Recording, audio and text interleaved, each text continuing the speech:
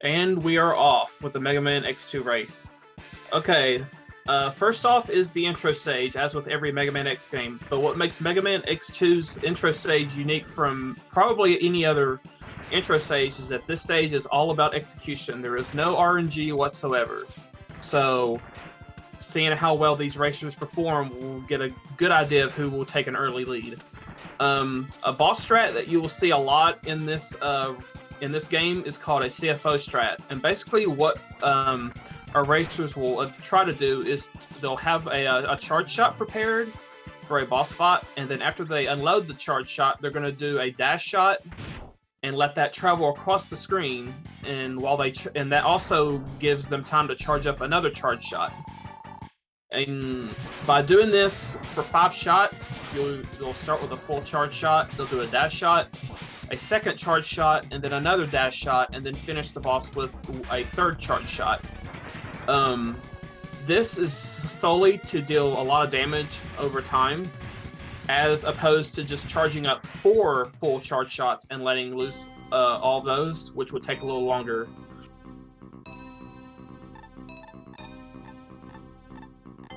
And it looks like Lynx is out to and Fatso are probably they're leading right now. Also, what's really unique about Mega Man X2 speedrunning is that there are no revisits in this game. So, as opposed to, say, Mega Man X1, where you have to do a lot of revisits, in this game, there is none whatsoever. So we're just going to go through all the stages, pick up everything we need, and then go straight to the end game. So, as you see what Fatso and Lynx and everyone else will be picking up, they'll be picking up items throughout the course of the 8 Mavericks. And that's because at the end of the game, you need all the items and your upgrades to obtain the Shoryuken, which is used to one-hit all the bosses during the end game. And the first instance of RNG in this run is the weather patterns that you get from the stage. After you do the elevator climb and you start the second half of the stage, you'll get random weather patterns. And depending on what you get, the rain will slow you down a little bit, and there is clear weather for the third weather pattern, which won't lag the game, and then you get a sunny pattern, which will cause a little bit of lag. And I think someone died along the way. So now we're at the sponge fight, and the aim of the sponge fight is that you want him, you want to keep using dash shots, which is firing a lemon shot during a dash animation, and it deals double damage. And it looks like Fatso got a good pattern from Sponge. The aim is that if Sponge enters 9 HP or less, he goes angry, and you can't hit him until his invulnerability period is over. So you want to keep dash shotting him until he decides to go up, preferably before he reaches single-digit HP. Otherwise, you have to force an angry Sponge out of him, and then you can finish him off after his angry period is over. So it looks like Fatso got a early lead from a good Sponge pattern, possibly. But no lead is safe in the next 2 race because anything can happen. But then again, I think Lynx did get a good Sponge also. The streams are not in sync completely for me, so it's going to be a little bit hard for me to keep everyone straight in regards to who's in the lead and who isn't. So after we pick up Sponge's weapon, the Strike Chain, we go to Gator stage. And this is where you'll start to see the chain being used in the stage. And what it does, it pulls X closer to walls, which is a little bit faster than the dash animation. So the chain for one use may not save that much time, but over the course of the run, it saves quite a bit. So as you see, they use the chain there to reach the Buster upgrade. Normally, in a casual playthrough, you would have to have the air dash or the charged speed burner, but by using the chain in a clever way, you can actually get that Buster upgrade very, very early, and it allows you to use the charge chain, which will pull X even faster, and it's very necessary to pick up this heart tank that you just seen Lynx and Fatso pick up relatively good ease. So now we got this climb here toward the end, and it's pretty tricky. You got these disc boys who constantly throw their disc, and they can interrupt your climb if you're unfortunate.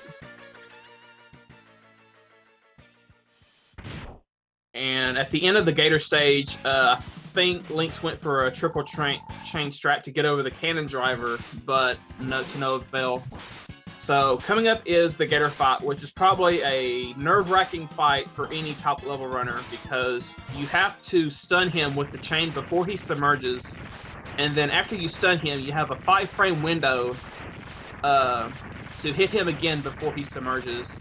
And if he succeeds in submerging, you're going to lose some time because you have to wait for him to come back up. And Fatso got a very good one cycle, it looks like. So you have a 5-frame window, and it's all about visual. There's a visual cue to when you can hit him with that chain. And it's all about rhythm. So if you can constantly hit a chain in 60-frame intervals, then the one cycle isn't too difficult.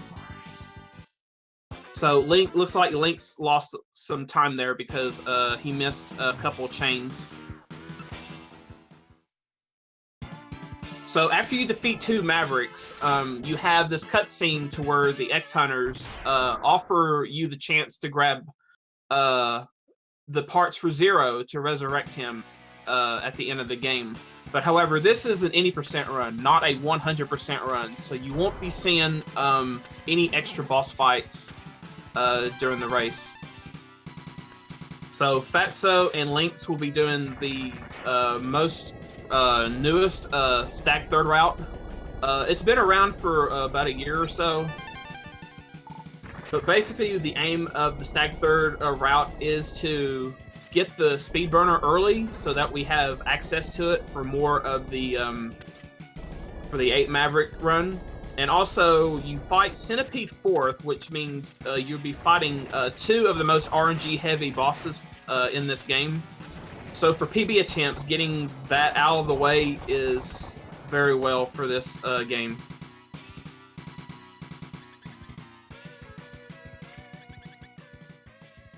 And as you see, everyone's picking up. You need to have all the heart tanks, all the sub tanks, and all the capsule upgrades in order to get the Shoryuken later at the end of the game. So Fatso is doing these stag fight, and basically what he's doing, he came into the fight with just a second buster charge.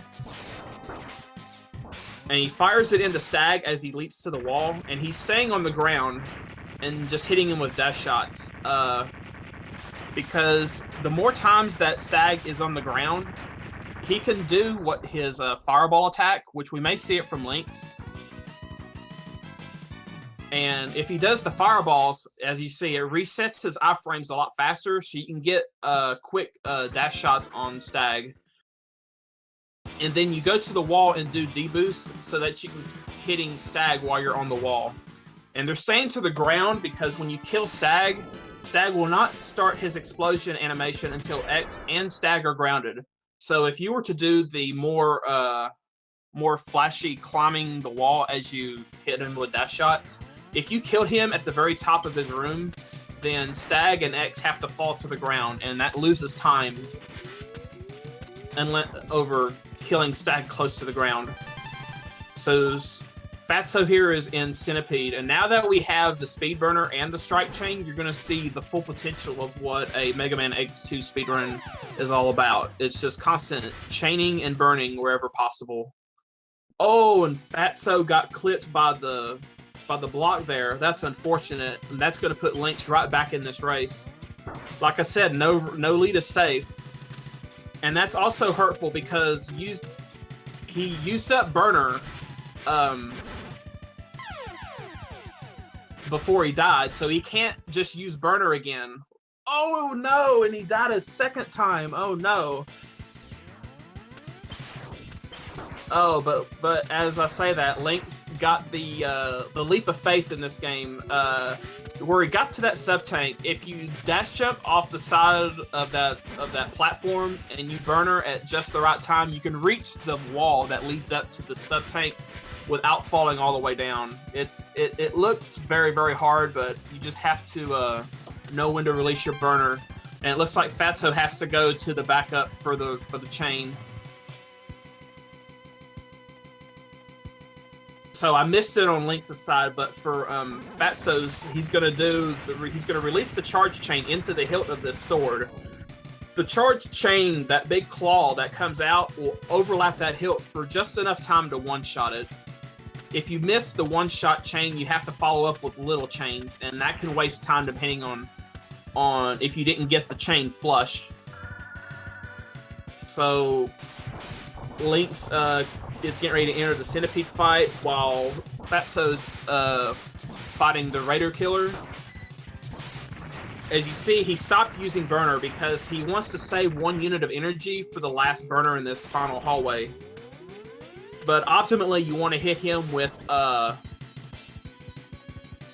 charge burner, and then you should have 1 burner left when you kill him. So Lynx is just now getting the tail spin, but he didn't get the glitch. Well, maybe we'll see it from Fatso here.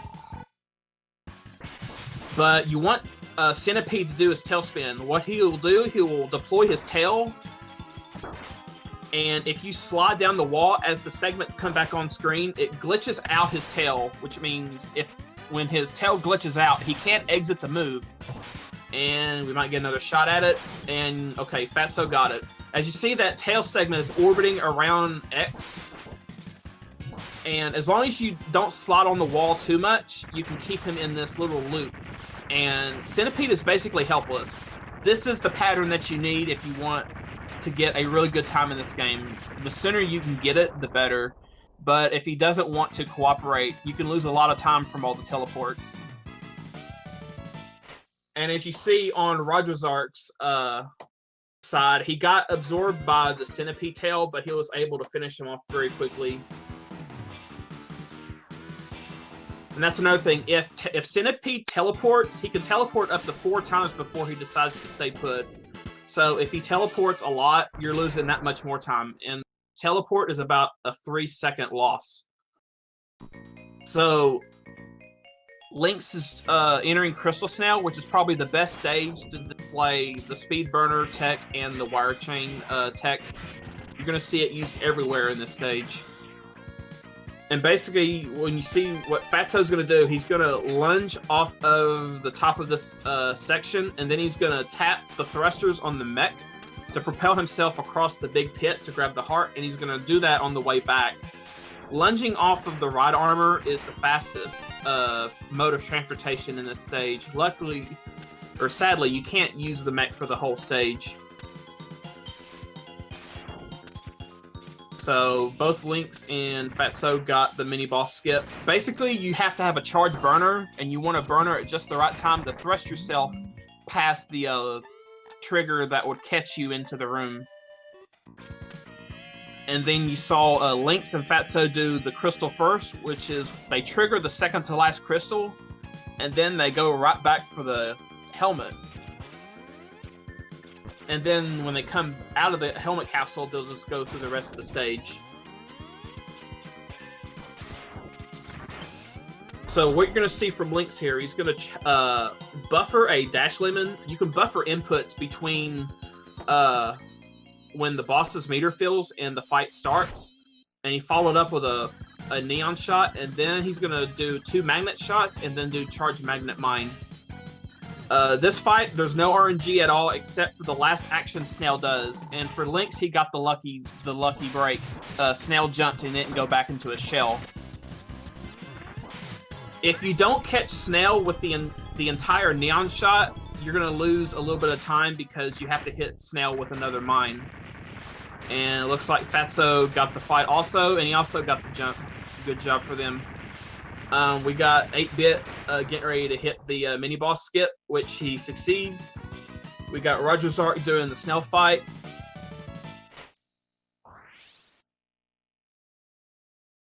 Now, for Ostrich, it's a fun stage. You just get on the bike, and don't crash it.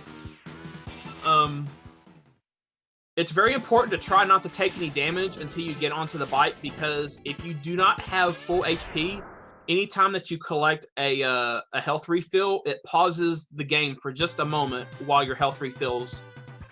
And just before the heart tank, there's a couple of health refills that will fill your health up. So if you don't time your input to turn the bike around and have its momentum thrust you into the heart, you can die by accident. And it looks like Lynx got the heart okay. No problems there.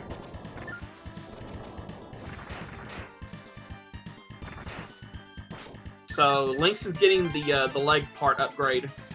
Now with the leg part upgrade, you're able to air dash, but more importantly, opens up a new movement tech called neon jumping, and I'll possibly cover that in the next stage if the opportunity arises. Ooh, and that was a good burner from Lynx. If you release the burner at just the right point, the speed from the burner will thrust you so far into the door that it will it saves very little frames, but it's really cool to see X get way into the door. I think the burner propels X I think 6 or 7 pixels a frame, which is why you got to see him way into the door. So coming up is the Ostrich fight. It's basically a reminiscence of the Spark Mandrill fight from X1, where you hit him with ice, and then you hit him with ice again before he pops out of a stun. Oh, and Lynx had a little flub there, but he recovered okay. Let's see how Fatso does. He follows with a dash shot first and hits him with a Crystal Hunter. And then he wants to hit him with another Crystal Hunter before he comes out of his stun. And then what the runners will do, they'll position themselves a little higher on the ground. Oh, 3.5? Okay. Thank you, Fatso, for that info. And what you want to do, you want to position yourself on the high ground to hit Ostrich at the peak of his jump. Ostrich can jump higher than X can. So if you let Ostrich get the high ground, it's going to be very difficult to kill him very quickly.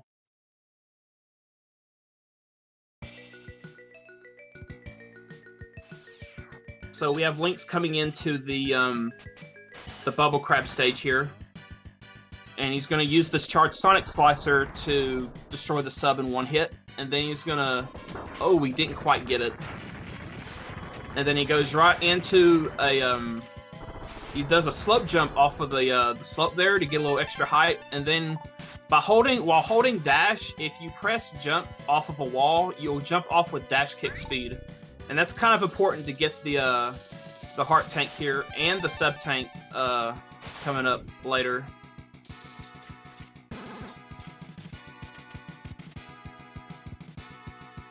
If you can't do this technique with holding the dash while jumping, you can also use a neon jump, which is what the old Ostrich strat required you to do. You had to dash and let your one of your double charge shots go and press jump on the same frame during the air dash. And you'll see quite a bit of variance from strats between Fatso and Lynx. I don't believe they both do the same strats for everything. And Lynx is fighting Crab, which you just want to keep placing wheels on top of him at all times. And by staying above him, you force him to break out his claws. If Crab pulls out the bubble, you can have him break his bubble by just being on top of him. And then that actually opens him up to get hit a little bit quicker. Pretty good fights from Fatso and Lynx. Roger's Arc is in the Crab stage right now. So we're coming up on the last Maverick of this 8 Maverick run. Now that we have the Crystal Hunter ability from Crystal Snail, we can actually freeze this this Disc Boy who is right in front here, and you can actually use it as a stepping stone to reach the ledge that leads to the heart tank. If you didn't have the Crystal Hunter, you would have to use the double neon or not necessarily a double neon, but you have to use a neon jump to get up there. So now that Lynx and Fatso are getting the armor upgrade, completing X's armor in Mega Man X2 and X3 actually gives you an additional ability, and that is that all weapon usage is cut in half for normal weapons and charge versions. So normally in the old Ostrich Third route, we didn't have a complete armor when we do Moth, so you have to be very sparingly with your burner usage. But now that we have this 50% bonus in weapon energy, we can use burner all we want in the stage and never run out. And it also comes in handy in case you miss a fire shot on the Moth fight.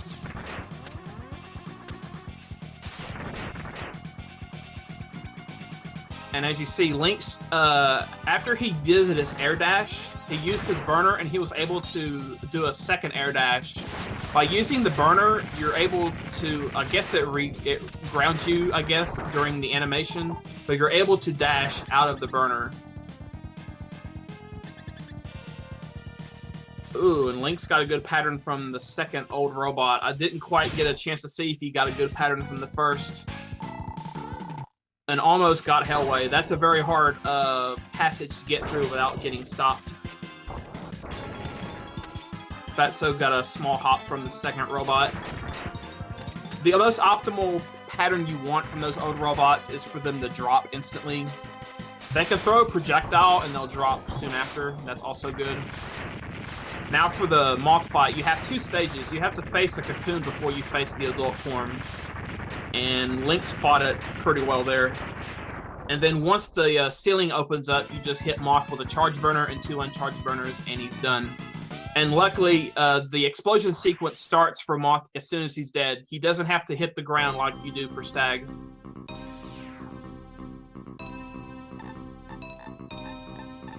So Lynx is going to have a little bit of a lead here going into the Counter Hunter stages, but no lead is safe, like I said before. The race is not over until the final Shoryuken or final hit is done.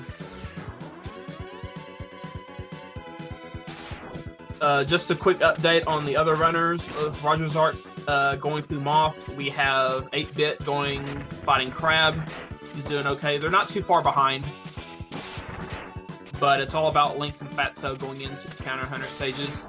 And Lynx got the thread the needle there. If you time your dash according to the music of the stage, you can actually get between that little bat and that little robot and you don't get hit. So this stage is nothing but swapping between burner and chain and silk shot. You're going to see a lot of weapon usage. You're going to see a lot of climbing. This is probably the most demanding stage in the entire run in regards to movement.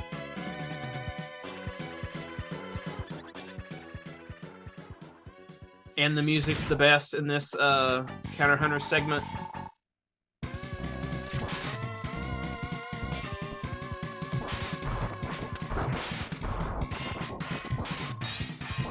So the violin fight is very, very simple. Just activate the charged bubble and just keep hitting them with it. And Violin is not cooperating. He can raise his arms in the air, and he goes invincible when that happens. And throwing the mace ball around does lag in some places, but optimally you want Violin to just jump. That's all you want him to do, preferably. But you rarely see that, and looks like Violin did the same to Fatso in regards to raising the roof, as what I like to call it. I believe that name has been adopted around the community somewhat. So it looks like Lynx has a 20-second lead. But this is the big, well, this is one of the first big moments here, the elevator skip for Counter Hunter 2. All of these horizontal lifts that you see, the red lifts, all operate on a timer. Once you spawn them, they stay on that timer for the whole stage. So when you get to the end here, you want to spawn the last elevator and quickly get onto the side of it before it gets out of reach. If you miss this Ellie skip, you have to wait for the lift to come all the way back down before you can continue, and it's a 20-second loss if you miss. Link's got it easily, and we may see Fatso get it. Let's just wait and see. And yes, Fatso got a bonk off the ceiling there.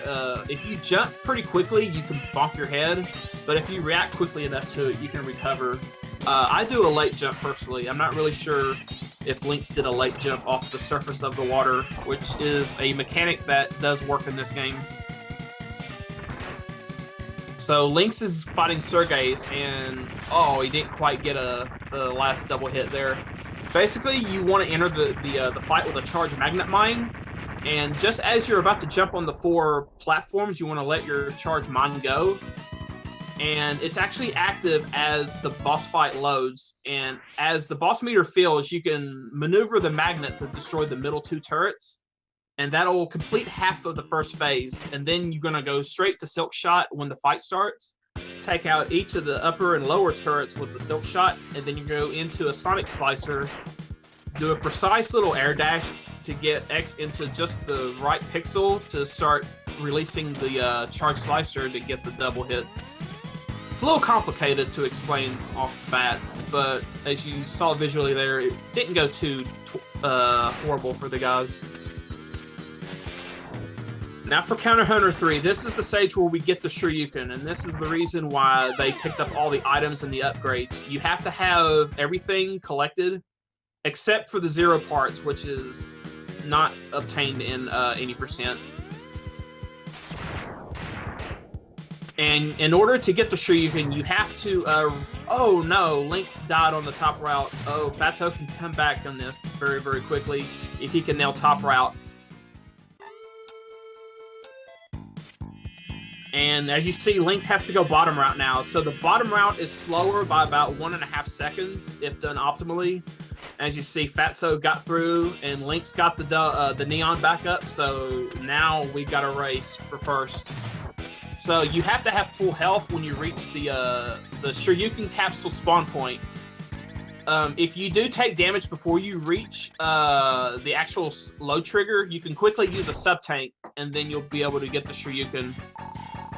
But the Shoryuken has a very steep process to use it. You must be at full health in order to use it. So if you get hit by an enemy, you either have to burn a sub-tank or you have to resort to your weapons to finish a fight.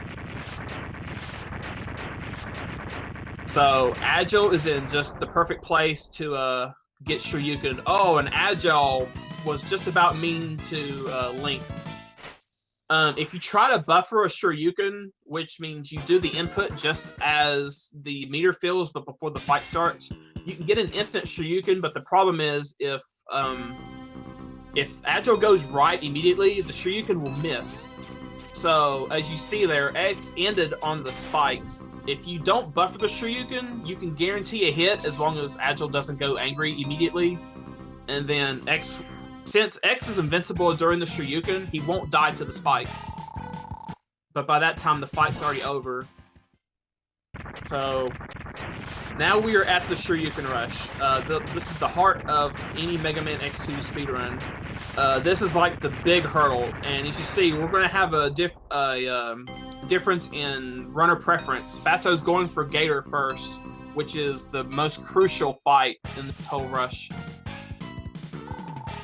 Oh, and he didn't quite get the 4-chain Shoryuken. That room is very weird.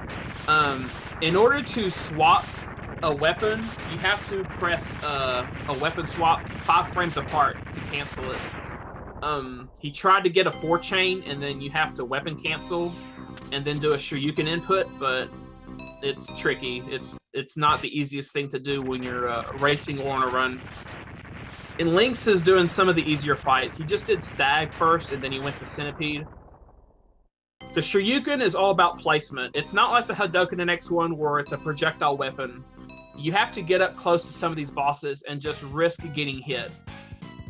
But with the attack pattern of the Shoryuken, as long as you can force the enemy, just like Lynx there did, force Crab to break out of his bubble, and Crab will jump, and that puts you in a great angle to Shoryuken from below.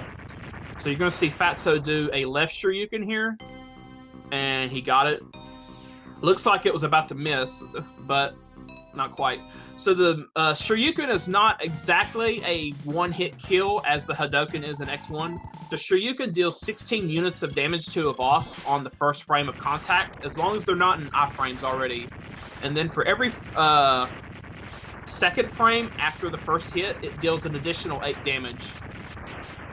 So you need at least 3 frames of contact to kill each boss here. And X is invincible in the Shoryuken, so that's why when Colonel Fatso's Shoryuken Crab, he didn't die when you hit the ceiling, the spike ceiling. So Fatso is fighting Sponge now, and hopefully there is some RNG in this Shoryuken Rush. It's not a straightforward thing. Ooh, and Fatso got the best pattern from Sponge. Sponge can either jump forward, he can grab the ceiling, which are the 2 good patterns. But the worst is if he just stands there and swings his chain, because then you have to either wait for him to throw it, or you have to risk the dashing under the chain, and then Shoryuken him before the chain comes back to him. So Lynx is taking out the Moth, which you have to Shoryuken the Cocoon first, and then the adult form.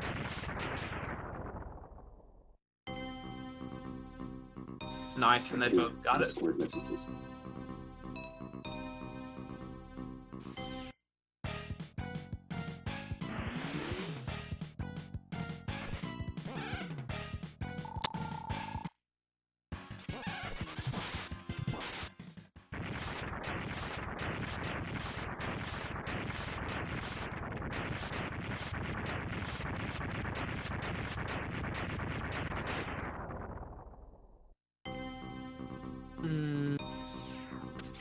I think I lost my track here. Let's get back here to the race here.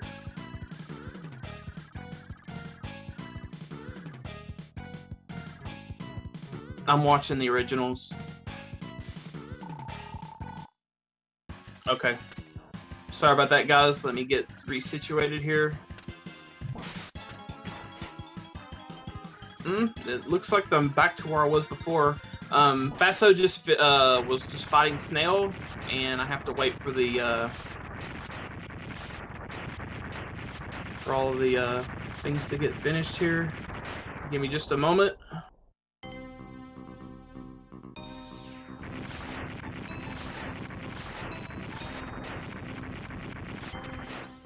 And it looks like Lynx is still in the lead here going into the final stage.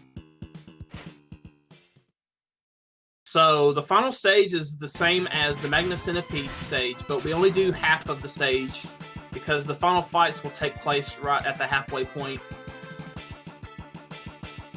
And these are the most difficult Shoryukens to pull off because there are no places to refill sub-tanks if you have to resort to them to get your health full.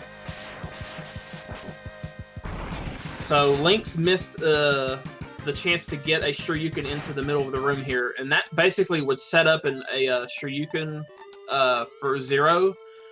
Now, it requires 2 Shoryukens to hit 0 because his hitbox is just too small for it to hit with 1 Shoryuken.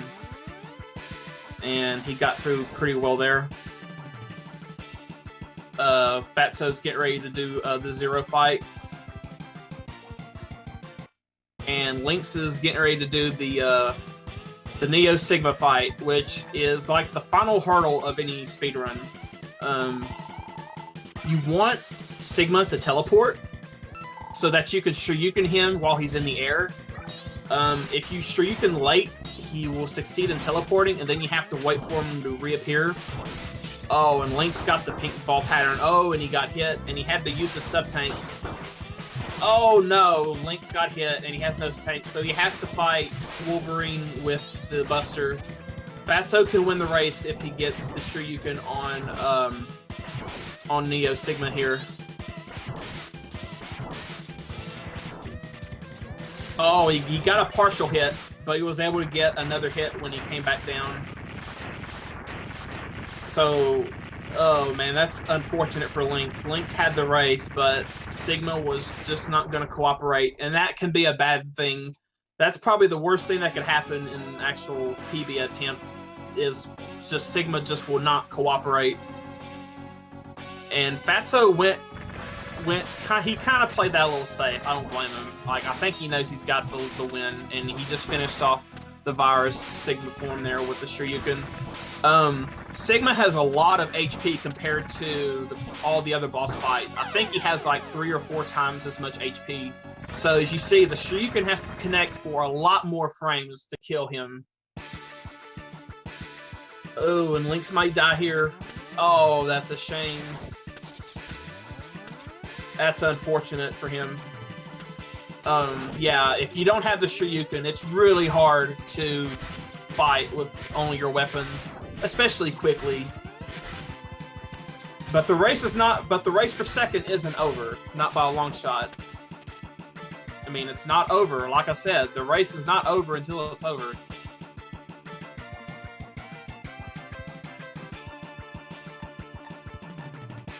So it looks like Lynx is back to the 0 fight.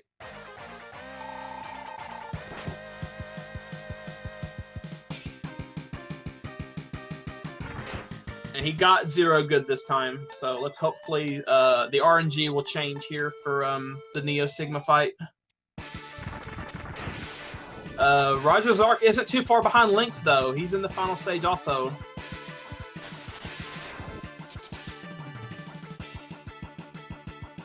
So we have a race for second.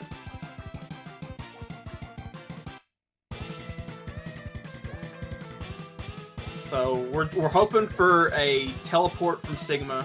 We may not get it though.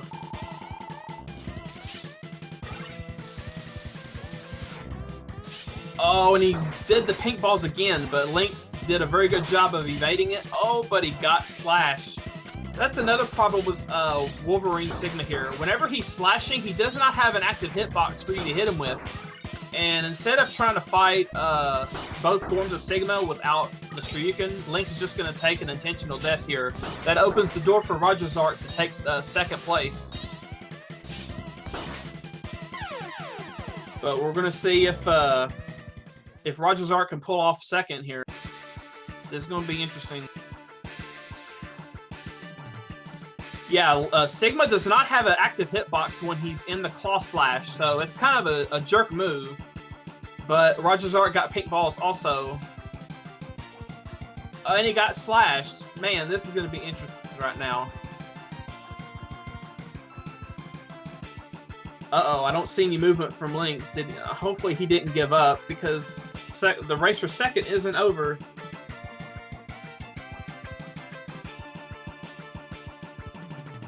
I don't know if he realizes he's still in the race. I don't know, but Roger's Arc's just going to elect to fight Sigma with the Buster, so he can take second in this race. I know Lynx isn't too happy about what happened there at the end. I know he's not. I know how all the X2 runners are when they lose a run like that. Oh, Roger's Arc had a sub-tank, so he's... Oh, nice. He was waiting for Sigma to go into the teleport so he could get the Shoryuken on him. That's a pretty smart move on his part. I have to give him credit for that. Oh yeah, Lynx did forfeit from the race. I just checked the SRL channel over there. Oh, but oh no, Roger's Arc got bonked by this. He was trying to dash under the head of Sigma to try to set up a left Shoryu for a one-hit. So you have to resort to using the strike chain. So each phase of the Sigma Virus fight has a color to it, as you can tell. And I think for every few, the number of hits does vary between each phase. I think it's like 6 chains for each phase. But I think the very last red phase requires 8 chains to kill. Like, it starts with a green, then a light blue, then a dark blue, then purple. Then you see orange, and then there's 2 distinct shades of red, and it's really hard to tell which red phase you're in. There's a light red phase, and then there's a dark red phase. And that dark red phase is when he actually teleports around, and he can try to teleport on top of you. So if you have to use the chain, you want him to teleport on top of you, because then he's right there. You can just start pelting chains into him.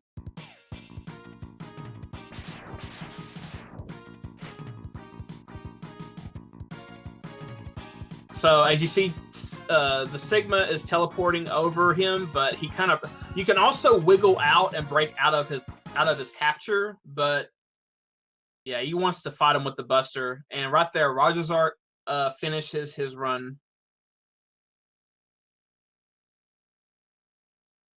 So good job to Rogers-Ark. And Thunderface is at the Sergei's fight. Now there's an interesting technique I haven't used in a while. Using the Giga Crush, which you power up by taking damage, you can power up the Giga Crush, and when you use it, it unloads all of this energy that you've stored up against the entire screen. And what that does, it actually destroys all 4 of Sergei's turrets at once. And once his fortress opens up, he stops moving forward.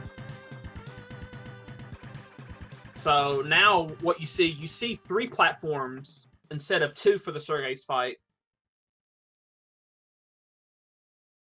So, but you also seen him just stand under Sergei's and just take the easiest strat possible and just stay under him and unload charged Sonic Slicers.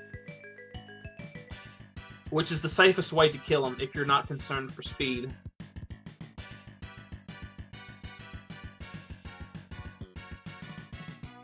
So, continuing with Thunderface here, he's going into Counter Hunter 3.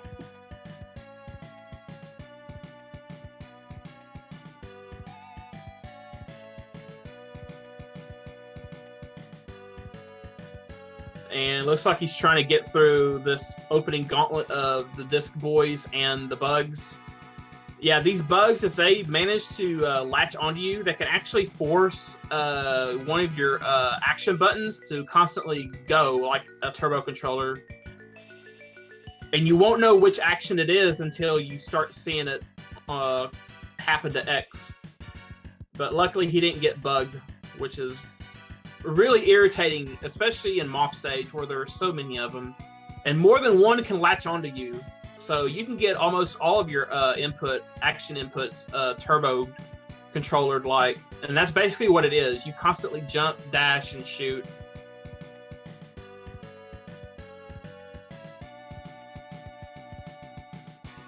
So yeah, Thunderface, it looks like he's trying to do the top route. I think that bat's scaring him a little bit there. Oh, he's trying to freeze the bat, and he's going to use the bat as a stepping stone, and then he's going to air dash off of it onto the safe platform.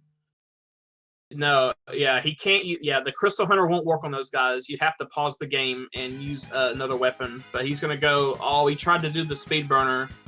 If you stand right there on that ledge and just let the speed burner go in midair, it carries you in between the sides of the spikes, and then since you get your air dash back from the speed burner, you can air dash over to safety where that 1-up was. So, and the neat thing about the top route, the extra lives always respawn on another attempt, so you can always pick up an extra life and not game over.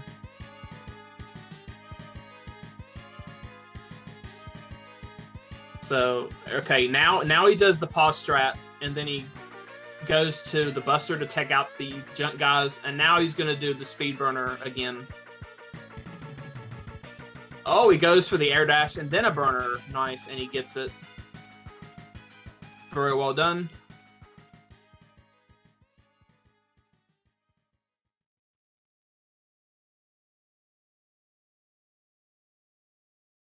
So Thunderface is getting the Shoryuken. So it'll be interesting to see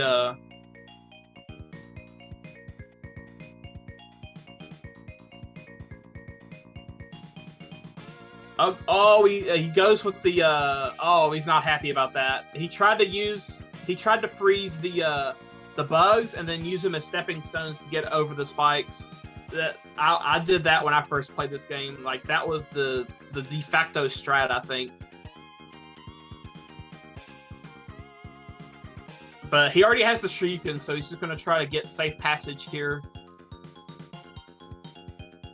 So, since we're waiting on Thunderface to finish, the Speed Burner carries you twice as far as your standard dash. So, if you use the Speed Burner on the ground, it takes you twice as far as your normal dash length goes. And if you use the speed burner in the air, it takes you twice as far as your air dash will. So just a little info on some of the burner mechanics as we wait for Thunderface to hopefully Shoryuken Agile. For this room in particular, I believe Agile's only takes 8 damage per frame for Shiryu, because his health kind of went down pretty slowly there. And it's also, I think it's also important to note that sometimes if you do the Shoryuken and Agile gets hit by just the tip of it, it only deals 1 HP of damage. Only 1, which is pretty weak. But I think that's at the very top of the Shoryuken if that will happen. So Thunderface is going into the Shoryuken rush now. We'll see what route he plans to take here. The order that you do these bosses really doesn't matter, because for every time that you have to go to a capsule, you always start from the same spot. So it's all about preference here. But in sense of a speed run, you want to do Stag and then Crab, so you can actually go through Stag's capsule to get to the Crab capsule. And then likewise, for the other side, you want to do Snail after Centipede. But for the top runners, you usually see Snail last from everyone, because getting the Snail Shoryuken is usually the most difficult part of the entire rush. And if you come out of the Snail, if you do Snail earlier and you don't have full health, then you have to go out of your way to pick up health to continue the rush.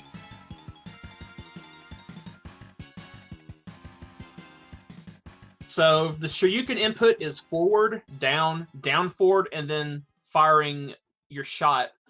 Alternatively, you can do what's called a semicircle input. You can actually turn around and then do like back, then down and down forward, and that still counts because you're technically facing forward when you turn around.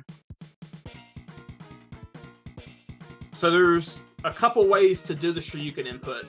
It's a little different than the Hadoken, where you have to do down, down, forward, and then forward.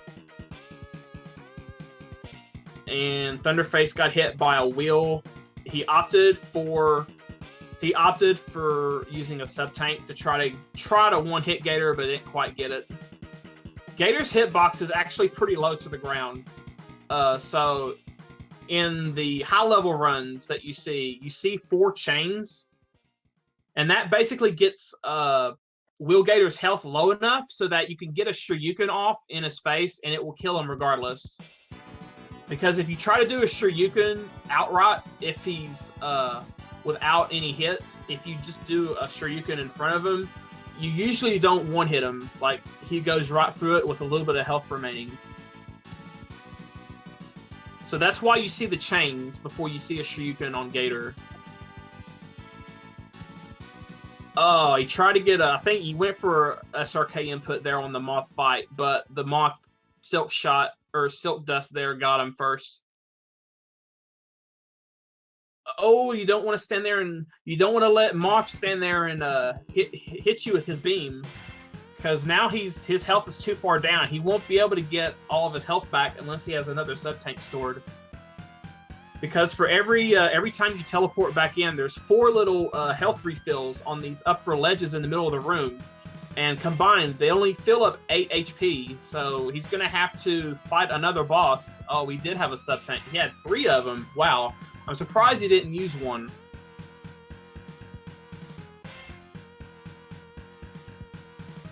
Okay, so he's fighting Sponge. So let's see if Sponge is cooperative here. Yeah, he's pretty cooperative. Okay, he was waiting for Sponge to set himself up to get Shoryuken. So as you see, the Shoryuken carries you forward and up. So for every boss that you want a Shoryuken, you want the boss to be in that particular position compared to you.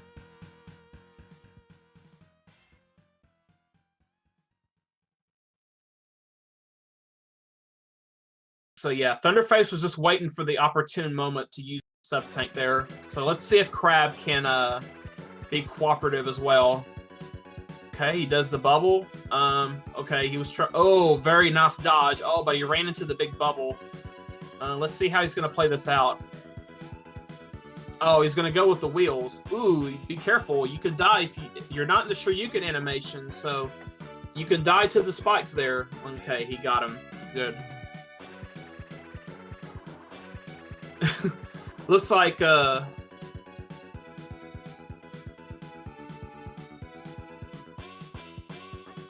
alright, let's see how many more bosses Thunderface has here. It looks like he's got Centipede, Snail, and that might be it. Oh, and Centipede went with the Shurikens. I'm surprised Thunderface didn't go right up to him and try Shoryuken. Oh.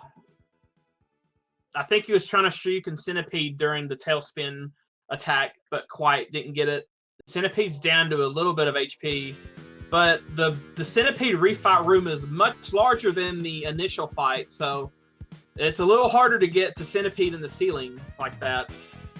And as you see, Centipede was able to grab Thunderface there. Every time Centipede grabs you with his tail, he drains your abilities one by one. First, you lose your ability to charge. If he gets you a second time, you lose the ability to fire multiple lemons on screen. And then next you lose your ability to dash, and then you lose your ability to jump your full length. So if you have to climb a wall with all of your abilities gone, it's very, very difficult. So for the Ostrich refight here, you can actually move. As soon as you teleport down, you can actually get movement before the fight begins, as long as you keep moving. But the second that you hold still, the fight will start. Oh, and he's Shoryuken right during Ostrich's little squirk there that he did. Whenever Ostrich does his little battle cry, he's invincible. But if Ostrich can jump, then he's in a prime position to get Shoryuken from below. So it looks like Thunderface has Snail remaining. I didn't quite cover it with Lynx and Fatso, but there's a couple ways to take out Crystal Snail Hill. The first main strat is to go right into his face and go for the YOLO Shoryuken and hope you get it. The problem is you may not be able to get him flush, and then you have to finish him off with the mines. Ooh, but as you see here, Thunderface went for a magnet. Oh, and he tried to Shoryuken him off the rebound from the wall, but didn't quite get it. So now he has to go resort to Magnet Mine anyway. And then what he's doing there, he's dashing into the shell to keep Snail from grabbing it. If you let Snail get back into a shell, he does his Desperation attack. And if he succeeds in getting that off, it slows you down. Oh, very clutch hit from Thunderface there. Well done. So, as opposed to the other strats you can do, you can also fire a magnet mine, just like Thunderface did at the start. But if you Shoryuken him during his stun, you actually Shoryuken his shell completely off the map.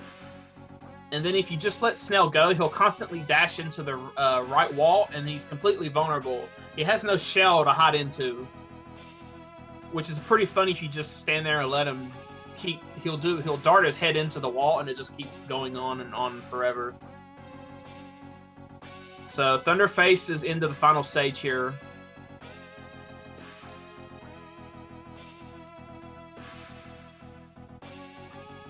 Another important speed burner mechanic is when you use the burner, if you are not in invincibility frames when you use it, it grants you invincibility. So you're able to do burner through a lot of the enemies without getting damaged.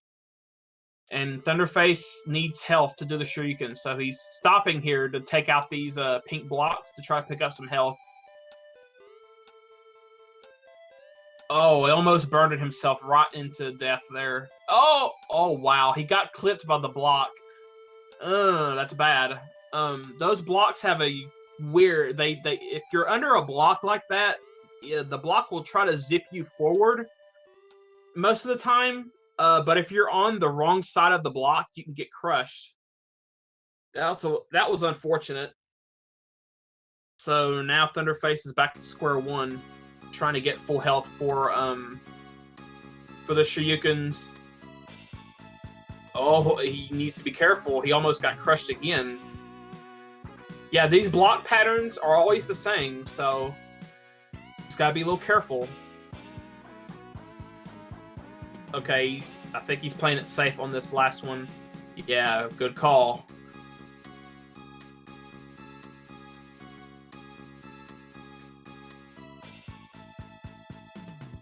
So Thunderface got a Shoryuken into the room. Not as far as we would like to see, but it's okay. Depending on your position in relation to Zero will determine what kind of attack he'll do. But as you see, Thunderface is firing lemons to force Zero to block. So if Zero is blocking, he can't attack. And he got hit there. So instead of trying to use a tank to finish off Zero with the Shoryuken, he went to the burner, which is his weakness. And Zero got hit with one Shoryuken, so it would only take a few burners to finish him off. So we're probably looking for Thunderface to use a sub-tank before the Sigma fight. Then again, he's probably going to wait until Sigma teleports, and then he's going to use the sub-tank and then try to uppercut him in the air. I'd say that's what he's waiting for. Yeah, he's checking to see if he's got a tank to use. Okay, so we're probably going to wait. Yeah, he's going to wait and see if he'll teleports. And he went right... He tried to meet him in the middle, and he got slashed. It's very important. Having a full sub-tank and a partial sub-tank can matter in some cases here. Okay, I'll cover that in just a moment. Let's see if he can get this. Okay, he has to use the full sub-tank. If you have a full sub-tank... Oh, no, it failed. If you have a full sub-tank, though, it restores 2 units per energy for every unit in a sub-tank. Every sub-tank has pixels of health, so to speak. So when you have full health and you pick up a health refill, it fills your sub-tank. So when you use the sub-tank, depending if it's full or not, will determine how much health you get back. And a completely full sub-tank has 14 pixels of energy in it. So for every pixel of energy in that sub-tank, you get 2 HP restored. So with a full sub-tank, you can use it as long as you have more than 4 health, and you'll go back to full energy. If you have a partial sub-tank, it only restores your energy or your life by 1 unit per energy.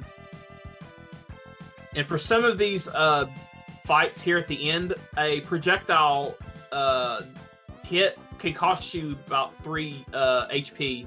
So you need to have at least a quarter of a sub-tank if you get hit by one of these projectiles. And it's punishing if you don't have a full sub-tank or even enough energy in a sub-tank to use to get your health back to full.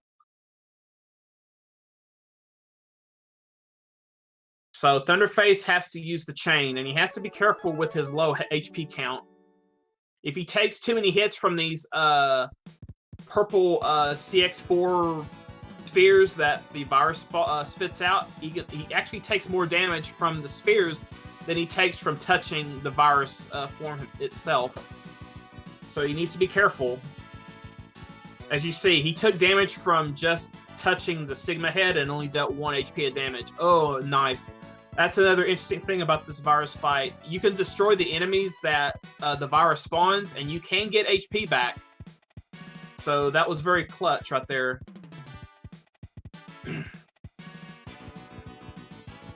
So every time, the virus has a distinct pattern though. He goes from side to side with his beam, and then after he goes across the screen, he's gonna try to spin into your position, and then he's gonna fire 2 little spheres at you.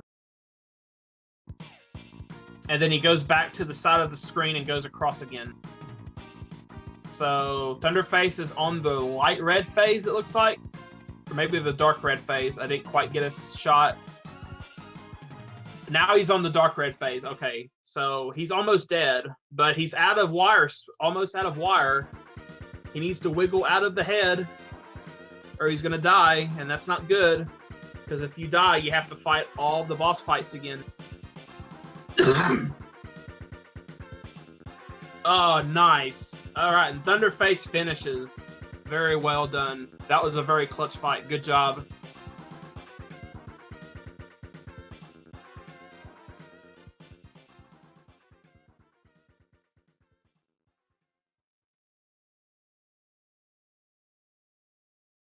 Alright, and our first race is done. We may have more races coming up, so just stick around, and hopefully we'll have the second race very, very soon. Hope you guys enjoyed that first race.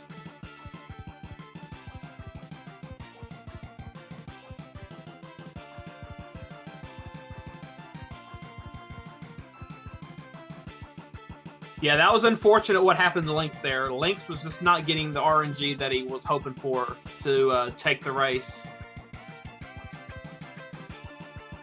And that can happen. It happens to all of us top-level runners. We get to the very end of the run, and we just lose it because of something like that. It's part of the game. But like I said, no lead was safe, and saw an example of that.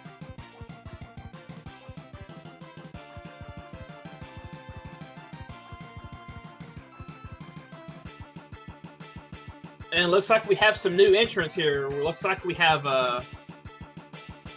looks like we might have some new entrants here. Let's see who we have.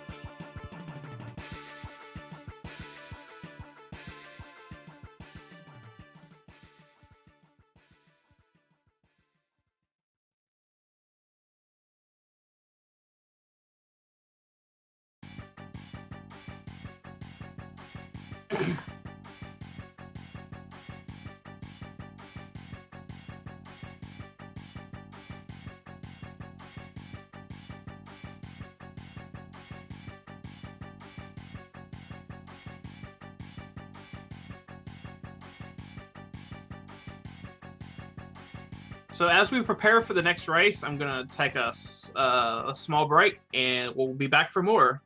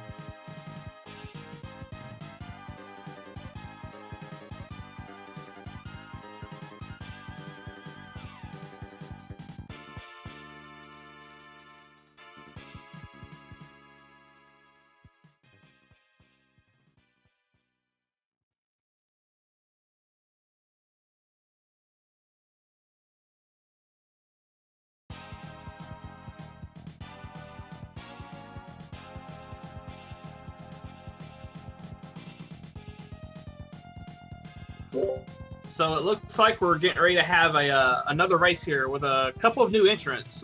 Most notably, Darko Mega Magic, who you will see, who's going to be running an interesting route for this race, and it will be very insightful because it may be a route that you will see in the tournament come February, and it's called Shoryukenless. Just a little background on this route before we get into the race.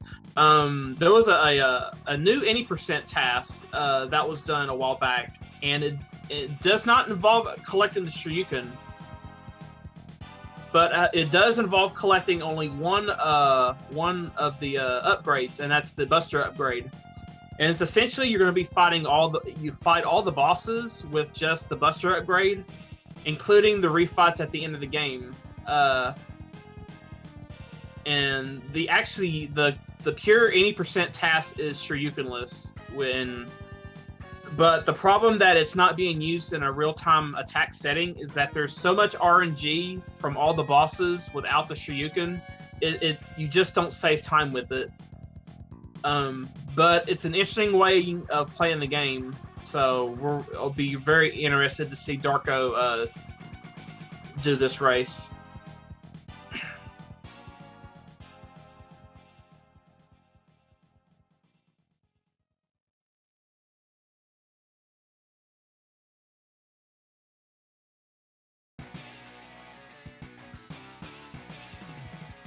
So you're going to see Darko, I think, use a different route than all the other standard 80% runners will be using.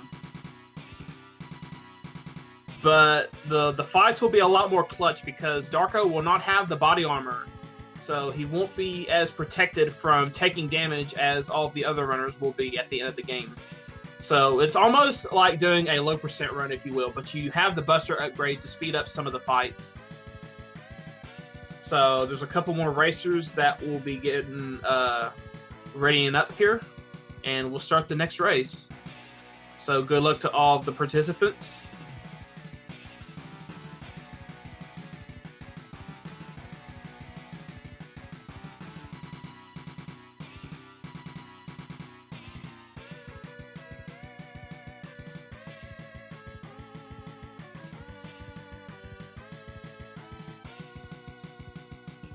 I believe we have 2 more people that needs to ready up.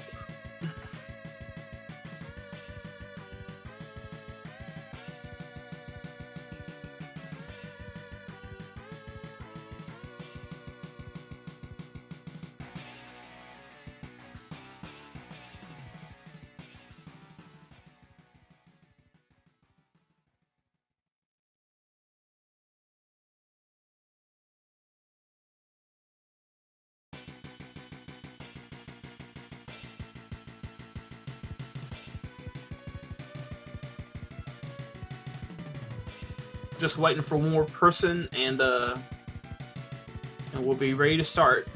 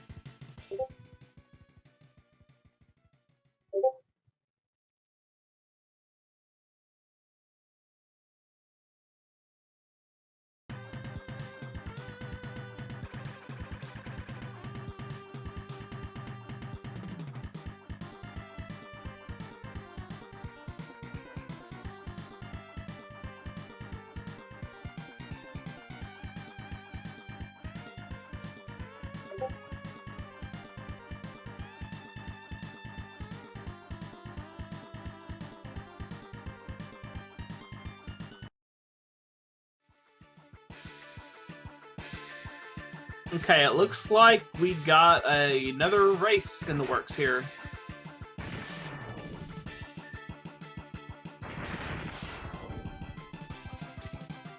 So once I get up to speed where everyone's at, we'll start the commentary for the second race.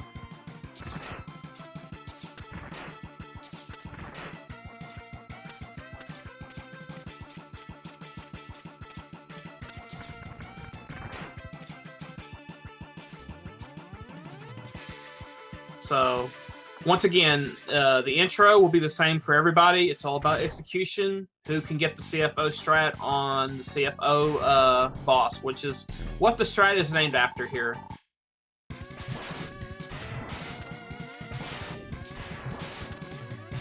And it looks like everyone got it cleanly this time. Very good for the top 3 runners that I'm watching here. I'm going to be following Lynx, Fatso, and Darko for commentary here.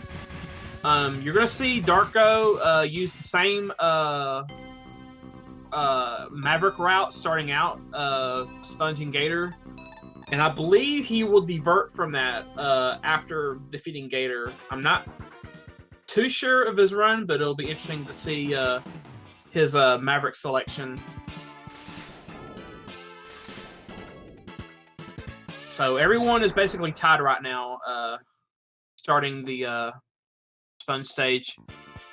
But Darko, since he's doing Shoryuken-less, he will not be going out of his way to pick up any of the items. So it looks like Darko's going to be ahead for the first couple stages, but you're going to see with Fatso and Lynx doing the Shoryuken route, they will be catching up later on in the race. So just like before, the weather patterns that you see starting at the start of the stage are always the same. There's no RNG there, but it's after the elevator climb is where you will see a difference in patterns. And Fatso got the clear weather pattern for the third pattern, which is what you want, and he got the sunny pattern for the last weather pattern, which is the best pattern. So he got the God stage so far. So we're gonna see how well the fights turn out here. I think Lynx got a rainy pattern on the last one.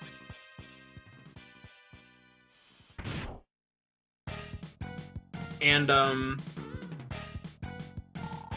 okay, we got Darko getting the good pattern for Sponge. When Sponge reaches the ceiling, he's going to start firing these thorns, and if there's any time 4 thorns out at once, he will automatically drop down. But if you shoot out at least 2 of the thorns, ooh, and nice, he went up again. As long as you shoot out 2 of the thorns, Sponge will shoot out the rest, and then once Sponge reaches the ceiling, then he will drop down. But if there are 4 thorns out and Sponge is not in the single-digit HP where he will begin his Angry Sponge, he won't go up again until at least one of those thorns is destroyed. And it looks like Lynx is ahead of Fatso by just a tad, I believe.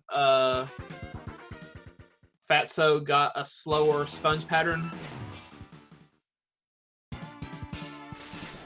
So everyone is going to Gator, it looks like, for the second stage. Yes. So Darko, just like Fatso and Lynx, will be picking up the Buster upgrade, but that is the only upgrade he'll be picking up for his run. Yes, Darko is doing the Shoryuken-less route. This is actually the route that the task for any percent uses. But like I said before the race, there's so much RNG in the Shoryuken-less route that it's not RTA viable. It's not faster than with the Shoryuken, unless you just do a run and you get great luck everywhere. So Darko's taking it safe over that little spike pit. A few people have died there going for the instant dash jump off those moving platforms.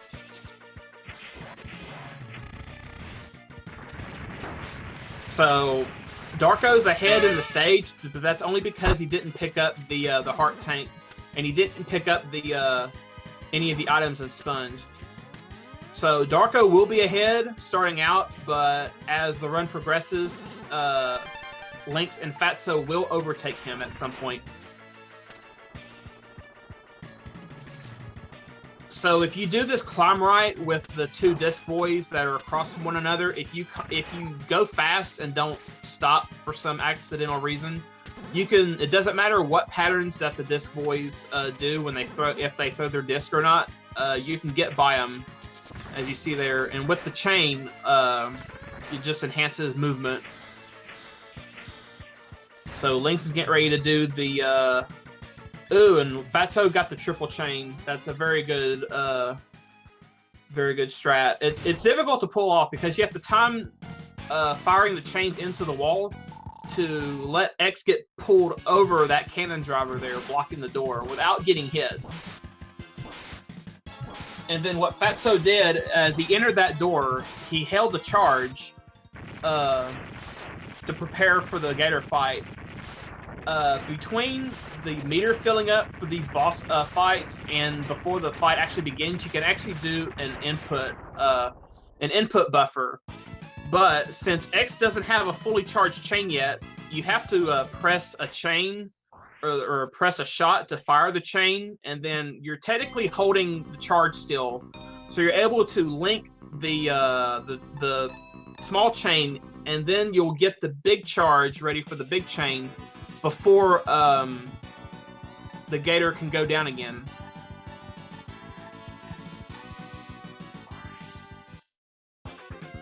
And I didn't get a chance to see what Lynx did. I think he got the one cycle, if you guys can confirm that for me. So Darko is doing Stag next. Okay, this is interesting. So he's not going to be picking up any of the items. He's going straight to the end. So with that in mind, he's going to be using the same fight method as I believe Fatso and Lynx will be using. And that's using the dash shots and the Buster charge.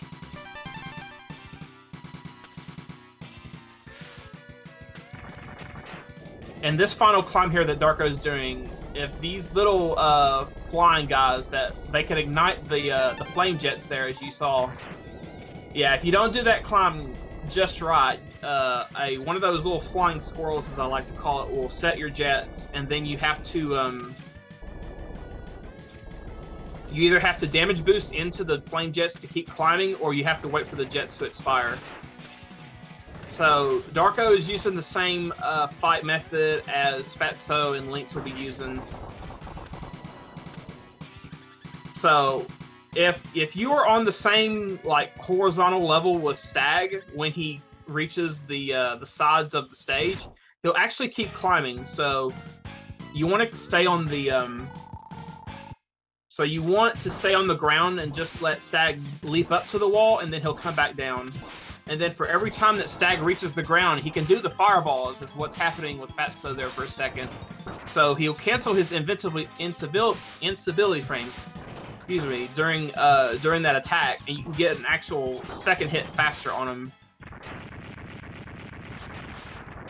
And okay, Fatso and Lynx are pretty close together, killing Stag.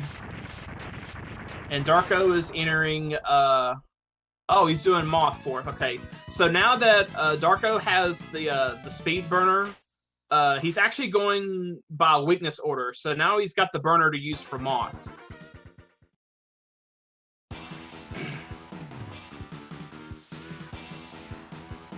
And actually, the speed burner, you can actually fire it on the ground, and as the speed burner travels across the ground, it leaves a little bit of fire, leaves a little fire trail. But he's using the wheel to use on the old robots here to force them to drop. And then when the little mosquito jumps out of the robot, he's going to fire the speed burner. Takes 2 shots to kill the mosquito there. Okay, it looks like Fatso didn't die this time on Centipede, so that's good. And Lynx just did the burner across the big pit there to get the sub-tank. Fatso also got the burner there. So Darko is fighting the second robot, so he's just going to use the wheel just like before. And it looks like he got good luck there, and the robot just dropped for him. sometimes those old robots can hop before they decide to collapse.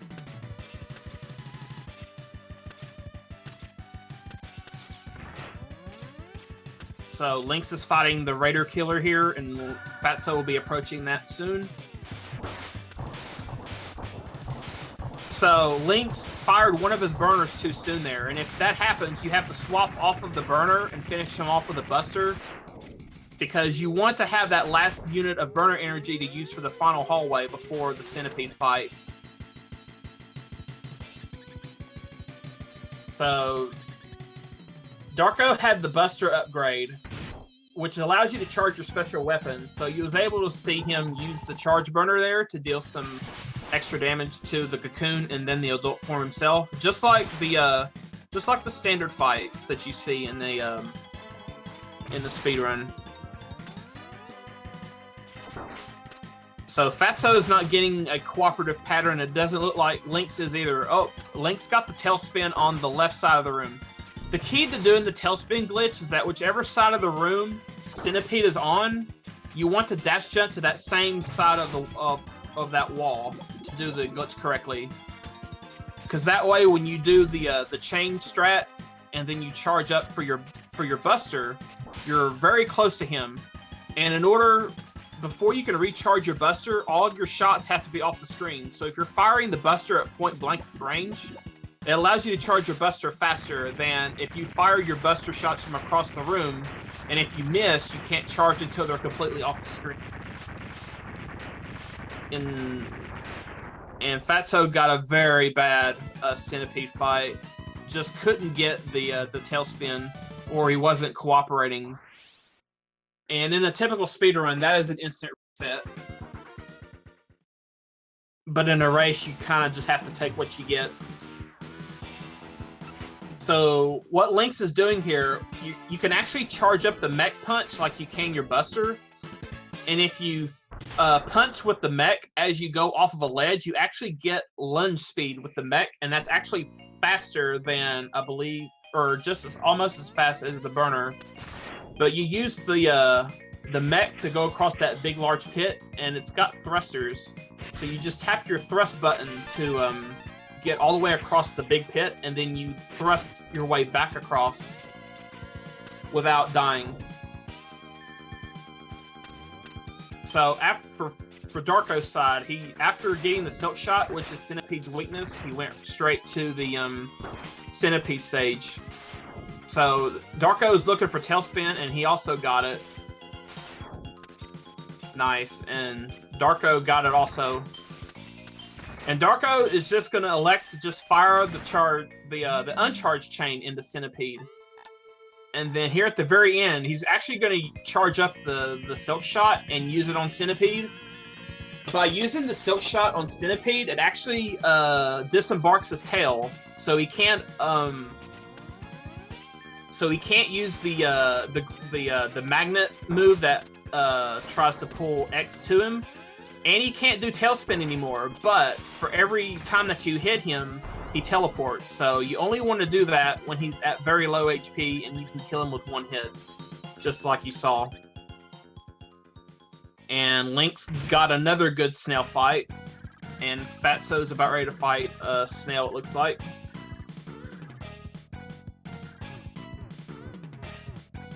Darko is now entering Snail, but he already has another a Maverick done also, I believe. So I think Darko may be ahead in relation to the number of Mavericks that he's destroyed.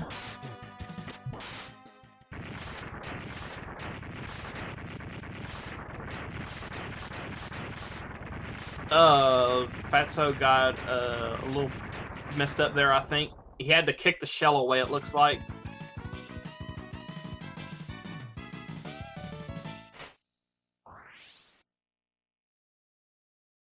So Lynx took a little bit of damage there going through the beginning part of Ostrich. So and he did get a health drop from one of those enemies there.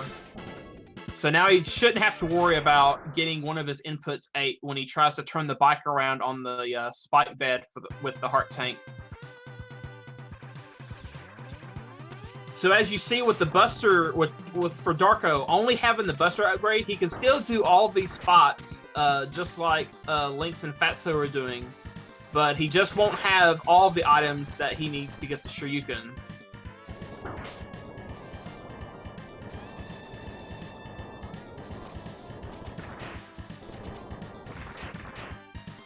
So Lynx is getting ready to fight Ostrich.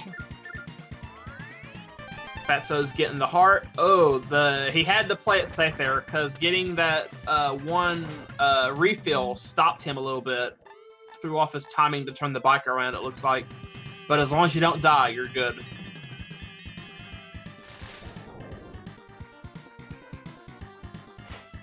And Darko is now entering Ostrich. Let's see how these fights go for Lynx. Fatso here. Lynx gets the first set. Now, what's happening with Ostrich, when Ostrich jumps to the air like that, he resets his invincibility frames at the very top of his jump. So whenever you freeze him, it automatically forces Ostrich to jump. So you're able to... What Lynx is doing, he's swapping off of the ice for a minute. He's going to hit him with a dash shot for 2 damage. And then Ostrich is going to cancel his iframes right after getting hit with that lemon, and then he's going to hit Ostrich with the ice for 3 damage. So you're going to see 2 quick hits at the top of the Ostrich jump, as you see with Fatso here. And if you get all 3 of them, which is optimal, and that's what Fatso is able to do, so that's really good. So that is the optimal Ostrich fight. And if you do the old Ostrich 3rd route, you have to do a Buster Duel with Ostrich. And that's a little slower because you have to rely on RNG to get those double hits, because since you don't have the ice for the Ostrich 3rd fight, you have to just dash shot him to death. And then hope you get lucky with some RNG. So Lynx got the heart and crab, just like before. So if you walk down a slope, you get a slope jump, which is a mechanic that you see in all of the SNES X games. So you have to do a slope jump to reach that upper ledge that leads to getting the sub-tank. Otherwise, you have to resort to neon jumps, which require frame-perfect input during the air dash, which can be a little bit taxing at times. Since it's only a 1-frame input, you gotta be spot on with it.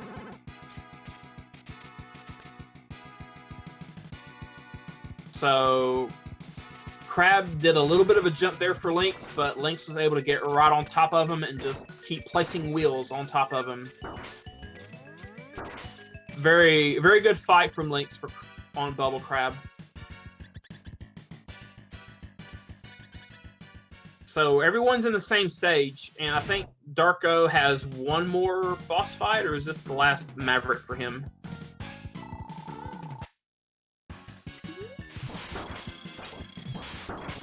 I believe this is the last Maverick for Darko, so he'll be going to the Counter Hunter stages right after this fight's over.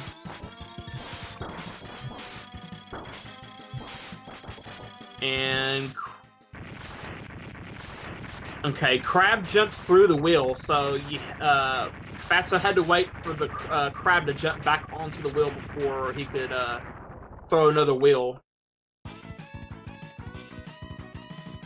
Let's see how Darko does the Crab fight here. Oh, interesting. Darko's using a low percent strat, where you just fire the wheel, bait the Crab into using his jump, and then you just fire another wheel and just jump back over him. A very basic wheel, spin wheel strat. So Lynx just got the armor upgrade, which, like I said before, in addition to the Giga Crush that you get normally in the game, you get a 50% reduction in all your weapon energy usage. So if you didn't have full armor, anytime that you would use the a charge weapon would consume 3 units of ammo. Actually, if you just get the helmet upgrade actually reduces weapon energy also, but it only reduces weapon energy for your chart when you use the charge version of a weapon. And I believe it reduces its energy usage by 1/3. So when you use the speed burner without any kind of weapon reduction equipment on, it consumes 3 units. But if you have just the helmet, it only uses up 2, I believe. And then if you just use the uncharged versions, if you have full armor, you can actually get a 2-for-1. You can actually shoot 2 weapon shots for each 1 ammo.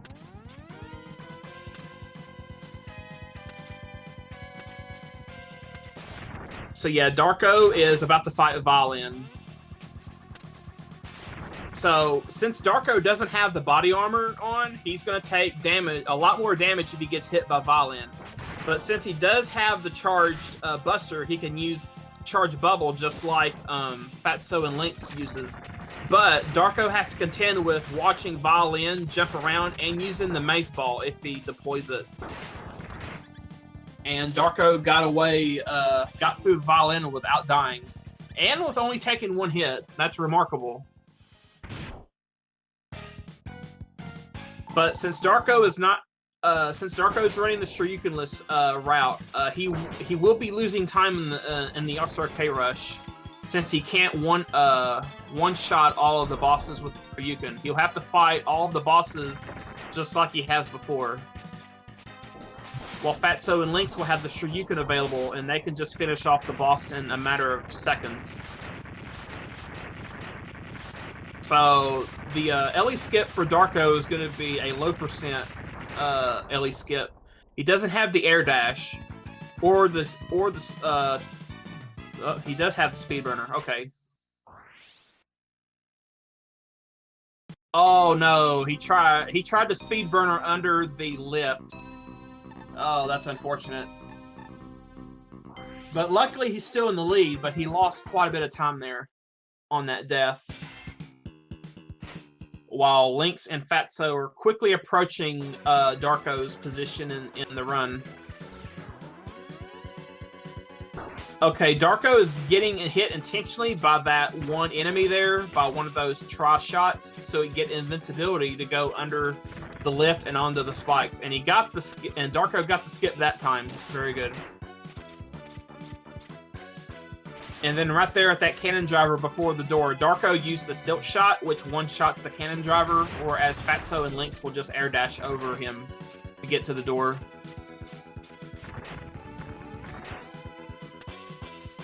So Darko, since he doesn't have an air dash, so he has to resort to killing the turrets with the silk shot, and then he just goes into the charged silk shots that Fatso and Lynx will be using. So as you see, you can fire the charged Sonic Slicer from below Sergei's, and all of those blades will spread out and will hit Sergei's, and he looks like he got a double hit there. And then Darko was able to finish off Sergei's with the Speed Burner there. Speed Burner can actually deal 2 damage, along also with the Sonic Slicer will also deal 2 damage to Sergei's, but the Sonic Slicer has a little narrower hitbox to hit him with. So the burner actually is a lot better to use, trying to get that last 2 HP off of him.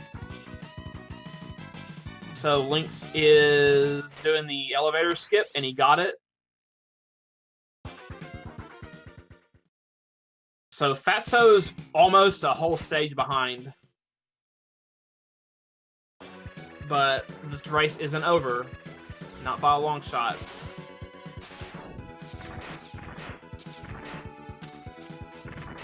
So for Counter Hunter 3, Darko doesn't have the ability to use Neon Jump, so he has to resort to using the lift here to get him up the shaft. And then at the very top, he has to freeze a bat with the Crystal Hunter and then use it as a stepping stone to get to the upper levels. Since he doesn't have a Neon Jump, can't use that to just instantly get a second jump.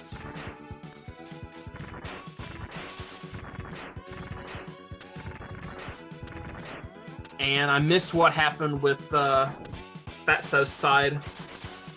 But looks like he possibly died on Ellie Skip again. I missed it going over Darko's stage for Counter Hunter 3.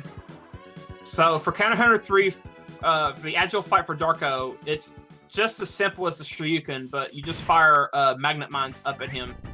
By holding up on the D-pad when you fire these magnet mines, you can actually control their trajectory. So you just simply shoot magnets over and over. Fatso got both the turrets knocked out. Oh, but he was a little late on the release to get that double hit. So if you stand on that front lift that Fatso's standing on at a particular spot, and then release this charged Sonic Slicer in midair from just jumping in the neutral position, like right there at that last set of double hits, you're able to graze his face with the ball of the Silk Shot or the Sonic Slicer, and then as the blades spread out, they'll come down and hit him a second time. So you're able to get 10 quick damage points with that one slicer. So Darko is beginning the rush here. So he has to hope for good RNG from most of the bosses. And he got good RNG from Centipede there, but wasn't able to confirm the Tailspin glitch. And since he damaged him, he's going to teleport. So Darko's going to lose some time here.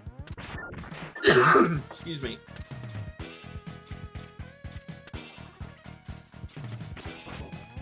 While Lynx is fast approaching.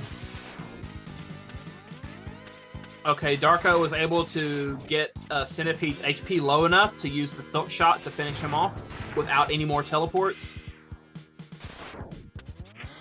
So it's going to be interesting to see how far Darko can get before Lynx potentially overtakes him in the Shoryuken Rush.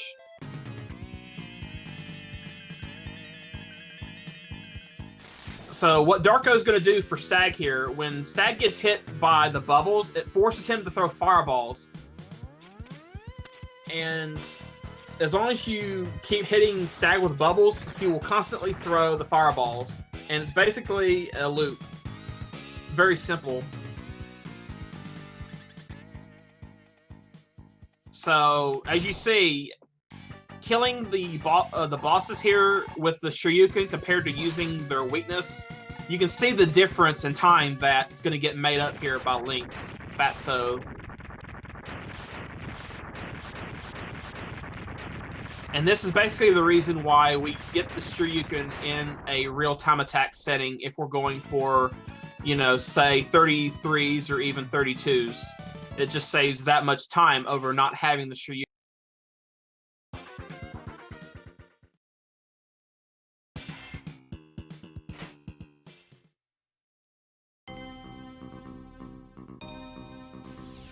So I'm anticipating Lynx is going to overtake Darko in the boss rush at any moment now.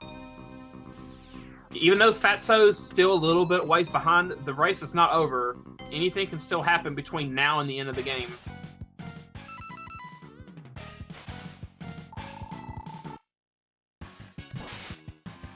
Okay,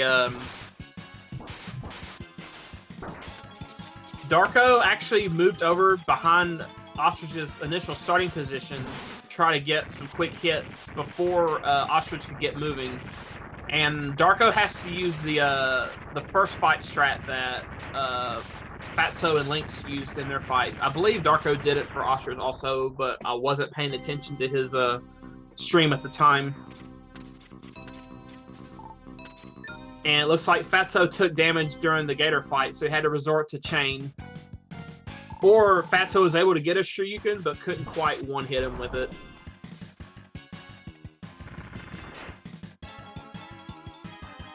So Fatso is getting the 2 Shoryukens in on the Moth fight. And Lynx got the Ostrich Shoryuken.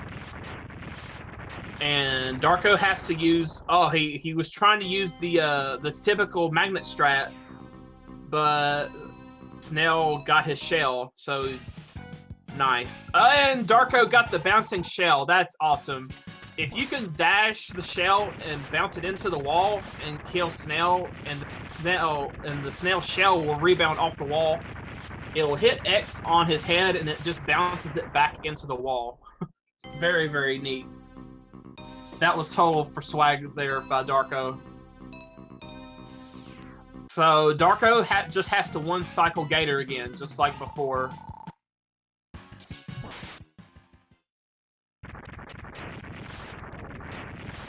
And Lynx is getting ready to do the Gator fight. Fatso got the Shoryuken on Stag.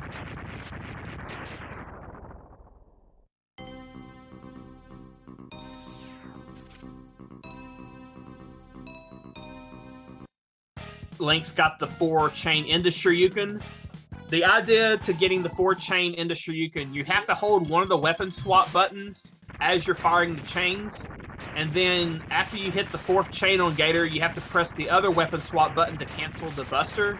And then quickly do a Shoryuken input before Gator can submerge himself into the water.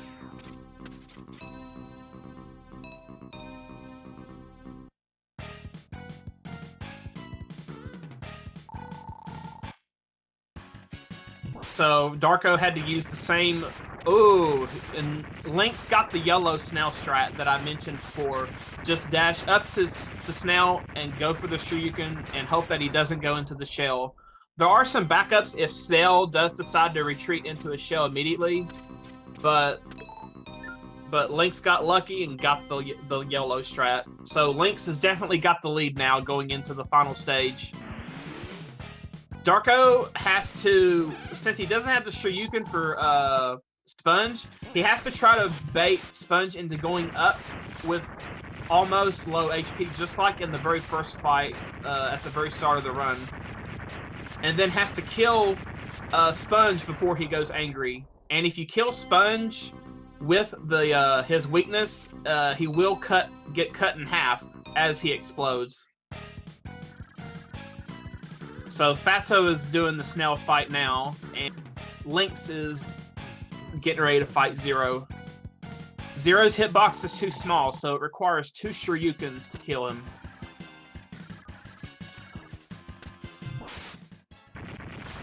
And Lynx just opts to let Zero fire his 3 double buster saber attack, and then Shoryukens him once through him to the right, and then back again to the left.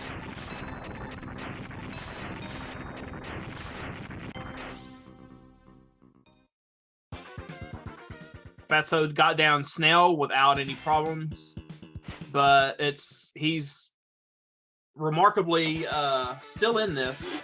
It's not over. Darko has to use the weakness weapons for Zero, and he has to use Buster for the Neo Sigma fight, and he has to use Chain for the Virus fight.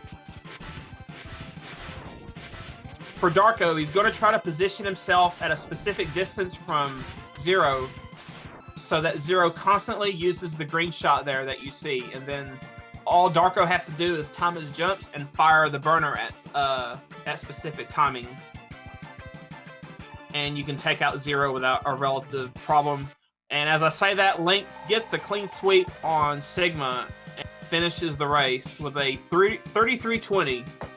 That's a very good time from Lynx. That's only 12 seconds off of his personal best.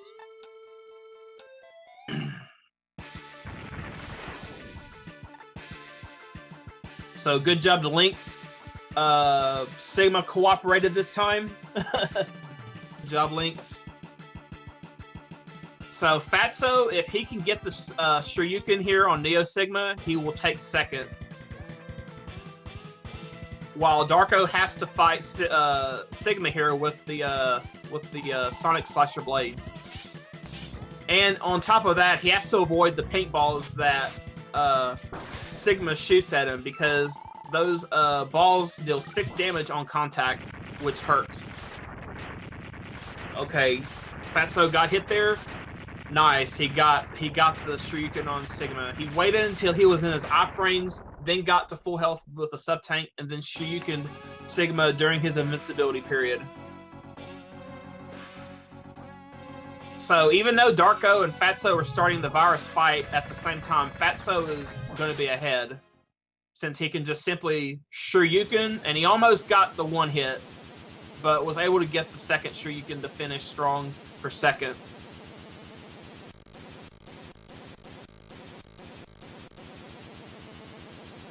So now Darko has to use the strike chain to finish off the Sigma virus.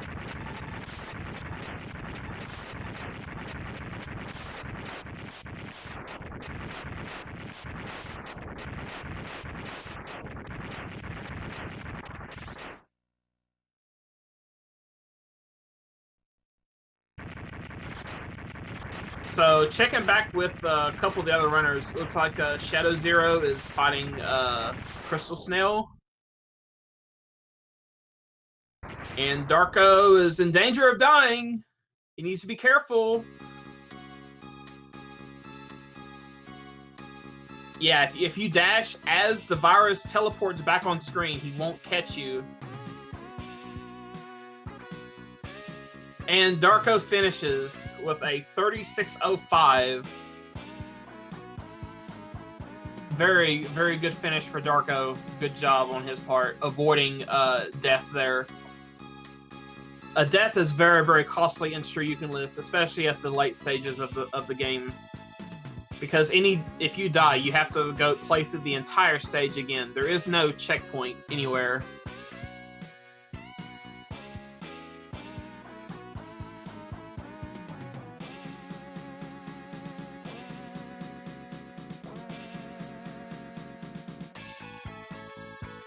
So it looks like Thunderface is on Counter Hunter 2, getting ready to do the elevator skip.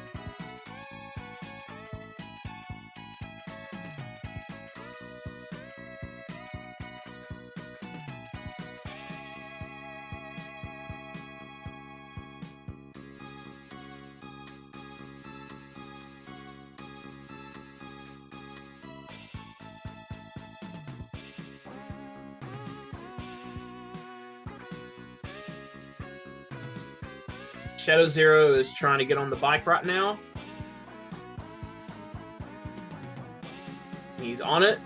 He doesn't have full health, so he's going to have to be a little careful when he approaches the heart. Hopefully he doesn't get his turning the bike input ate by the game when he gets close to the heart. Oh, he crashed the bike on the ramp. Ouch, that's going to hurt.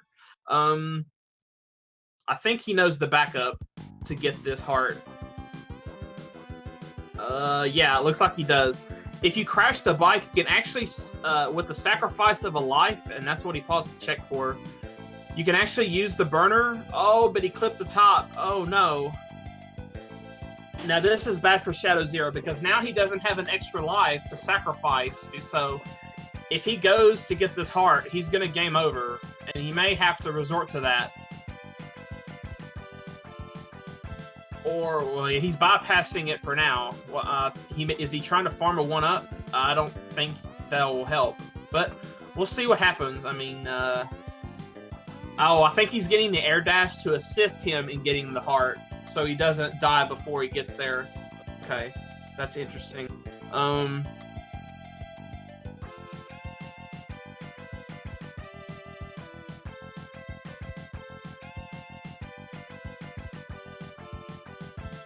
I may be behind on the commentary there, but it looks like he may have gotten the heart.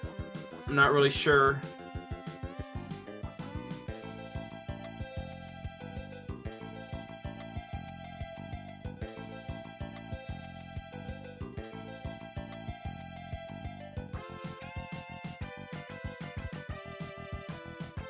Okay, it looks like Shadow Zero is on the ostrich fight. And he's just taking it very safe. He just hit him with the ice and then wait for him to jump and hit him with the ice again.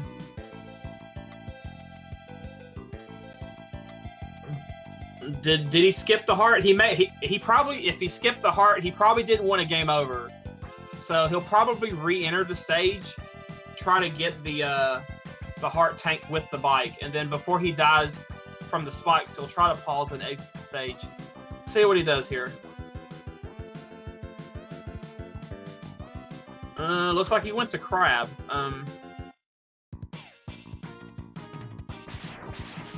It looks like, yeah, it does look like that he's short a heart tank right now. So he's probably going to come back and try to pick it up later after he gets maybe an extra life or two. Thunderface is starting Counter Hunter 3.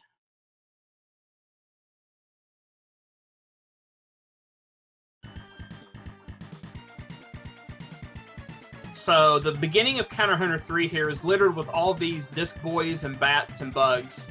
So it's really hard to get through without getting hit. See there, Thunderface took a couple of hits there. But there's plenty of health refills in this level, so it's not like if you get hit, you're kind of stuck when it comes to getting the Shoryuken.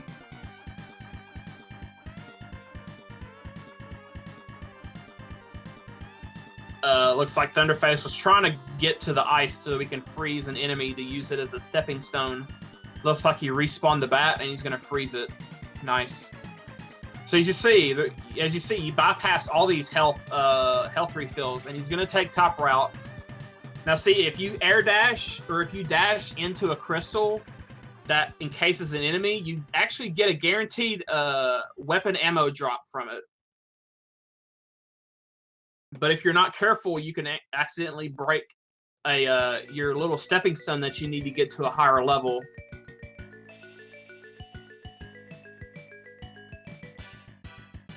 So Thunderface is charging up for a speed burner. He's trying to get into the proper position, and he successfully navigates the chasm there. So Thunderface gets the Shoryuken, while Shadow Zero is trying to do the neon jump to get to the heart, or not the heart, but the sub-tank, and he got it.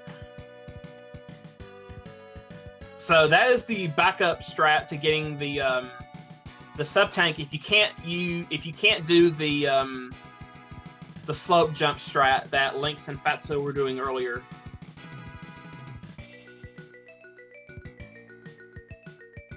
So Thunderface is just trying to take it slow through this final hallway with all the... Oh no! He dashed into the crystal there, broke the crystal, and then fell onto the spikes. That's unfortunate. So yeah, you have to make sure that you land on that crystal if you're moving at dash speed. If you are moving at dash speed and you touch the crystal, you will break it. And it looks like Thunderface is just trying to get back there again. And he doesn't have full health, so he probably has a sub-tank in reserve to use before he faces Agile. Shadow Zero is working on the crab fight, and oh, that's unfortunate. Crab ran through one of the wheels there.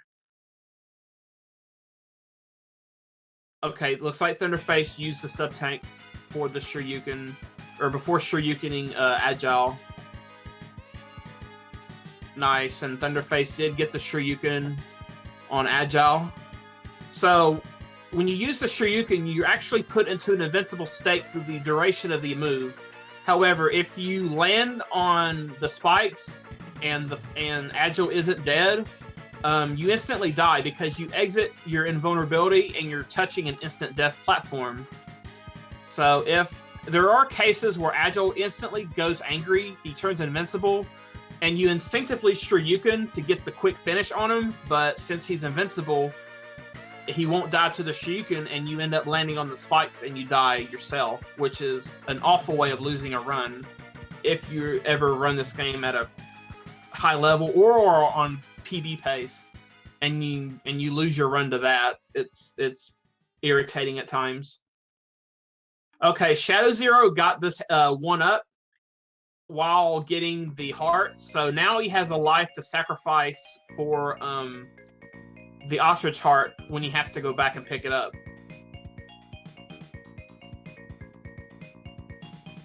So Thunderface just got the Shoryuken on Moth.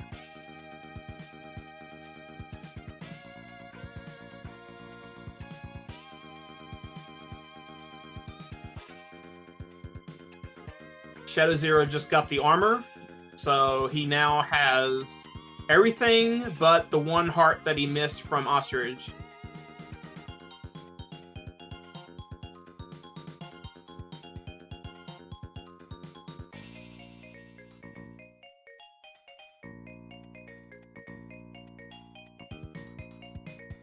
And Thunderface got the Shoryuken on Water Sponge.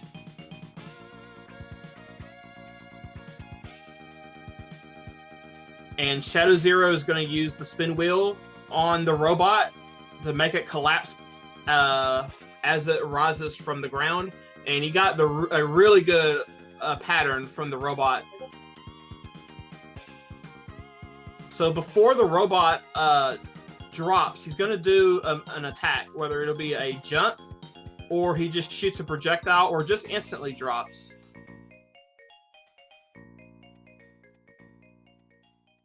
Thunderface is waiting on Gator to rise from under the water so he can...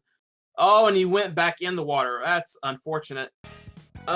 Gator in the refight phase actually can do his desperation attack at any time, which he'll jump in the air and drill across the wall, or across the room into the opposite wall.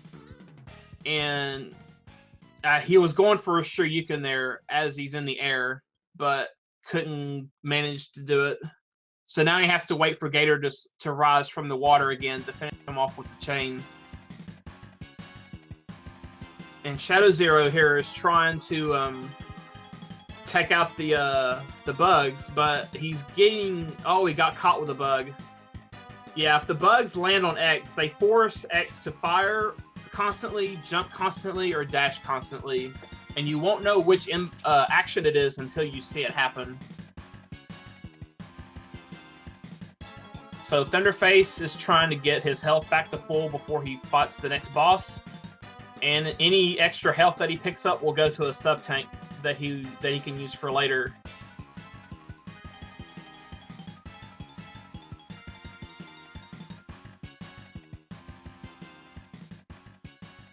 Let me...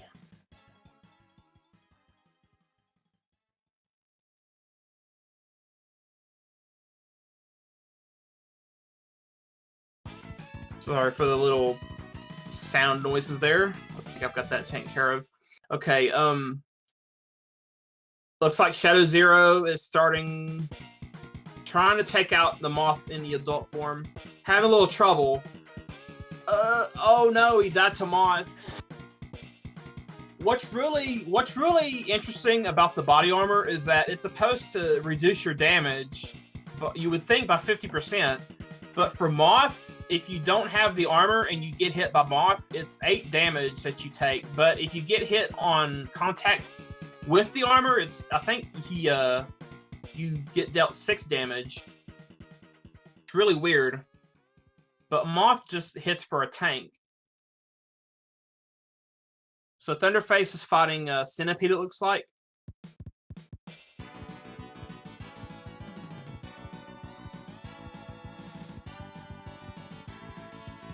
Okay, Thunderface got the Shoryuken on Centipede. Shadow Zero has forced the adult phase again, but he's short on Burner, so he's going to have to fight him with Buster. Oh, that's risky. Moth is just ramming him on the wall like that, and he's taking a lot of damage. This is going to be interesting. And Shadow Zero is on the verge of gaming over if he dies here. And he's getting hit by Moth's little beam. I don't think he... Oh, and he's out of sub-tanks. Oh, no.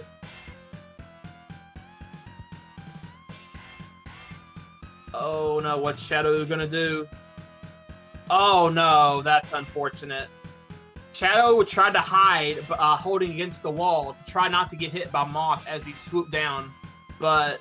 Oh, it didn't work out. So now he has to redo the stage while Thunderface is fighting Snail in the refights. Let's see what kind of strat Thunderface goes for here. Is he going for the magnet strat? Looks like he is.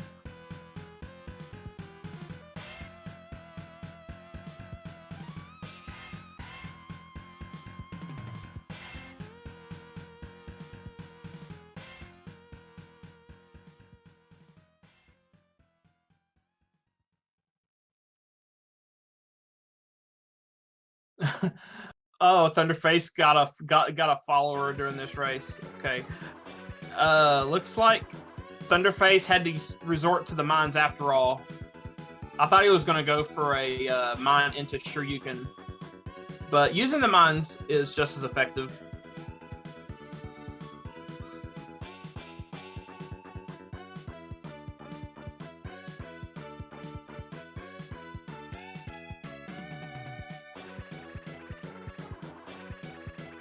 So Shadow Zero got through the first old robot, and he got hit by, he got grabbed onto a bug, but by getting hit by an enemy, it actually forces a bug off of your head. So taking that hit there by an enemy just to get the bug off was a really good good plan. Very sound plan.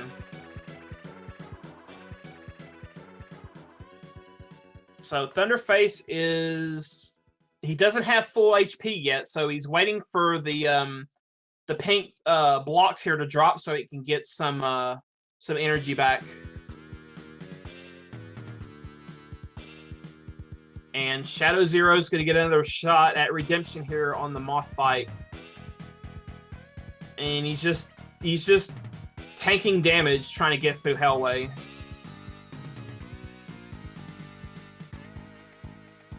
So Thunderface is going to try to get... Oh, he went to try to get the Shoryuken set up for the Zero fight, but couldn't quite get it. You have to Shoryuken before the game just stops giving you control of X. So Thunderface has to resort to firing lemons to force Zero to block, then trying to wait for Zero to let loose of his defense, and then Shoryuken. But he took a hit there, so now he's going to resort to using Speedburner to take out Zero. And it looks like Shadow Zero got him off this time. Good job. So Shadow Zero, he doesn't have to immediately go get he doesn't have to go get the Ostrich Heart now, but he has to get the Ostrich Heart before he enters Counter Hunter 3. Because the requirement to get the Shoryuken is you must have everything when you spawn the capsule. You do not have to have all the items before starting the Counter Hunter stages. So Shadow Zero can opt to go get the heart now, or he can wait until after defeating Serges. So Thunderface is getting ready to fight Neo Sigma here, so he's probably going to wait for Sigma to do his teleport move, and then Thunderface will pause the game and then fill up to full health before going for a Shoryuken. And Shadow Zero is opting to go for the heart now. And Thunderface is getting wrecked a little bit by the claws here from Sigma. He's not cooperating too well.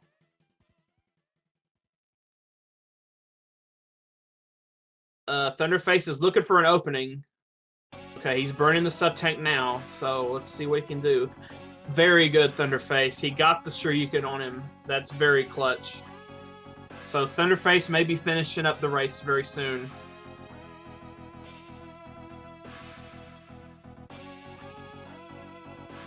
So before the virus fight can even begin, X has to walk back to the same initial position for every phase of the fight. Okay, he goes for an initial Shoryuken.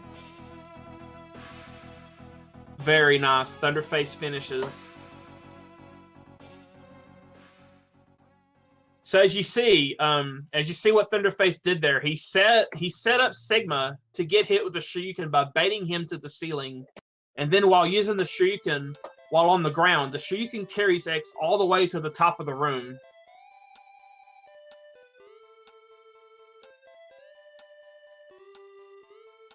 And according to Thunderface's stream, that was a PB for Thunderface. 54 minutes flat. Good job. Congratulations to Thunderface on the personal best.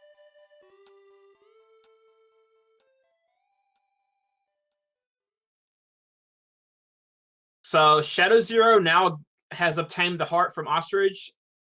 He had to die, which if you're very good with your timing, you can actually pause the game after picking up the heart but before hitting the spikes, and you can exit out. But I mean, dying is no big deal there.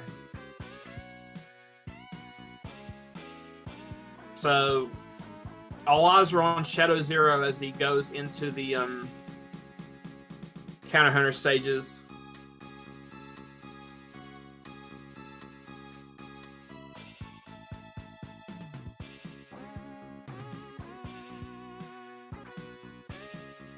And I'm trying to see what Shadow is trying to do here. Oh, okay. He was wanting to take out the guys that pull the walls together. Okay.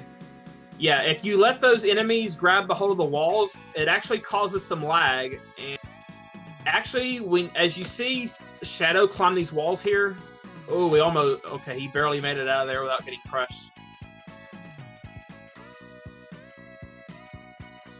So he's trying to kill all of these guys before they pull the walls together. Okay, he was able to make it up that third wall without any problems, but now he's trying to get across past this claw. Okay, very good. So, okay, he's going to let the claw grab him, and then when the claw lets go, he can bypass it.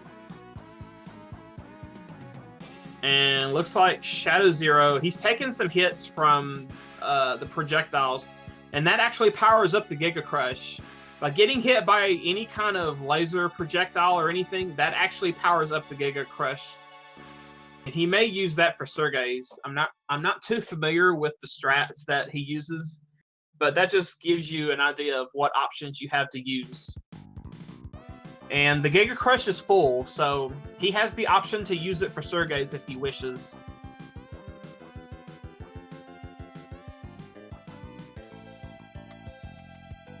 So the simple strat, charge up your bubble, let it go, and just stand next to Violin and let the bubbles do the rest.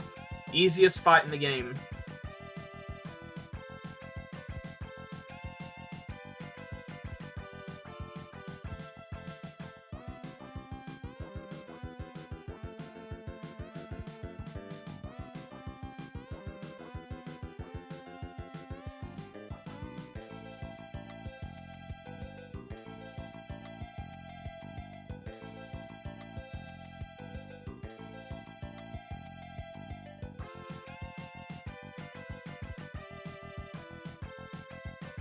So Shadow Zero is beginning Counter Hunter 2.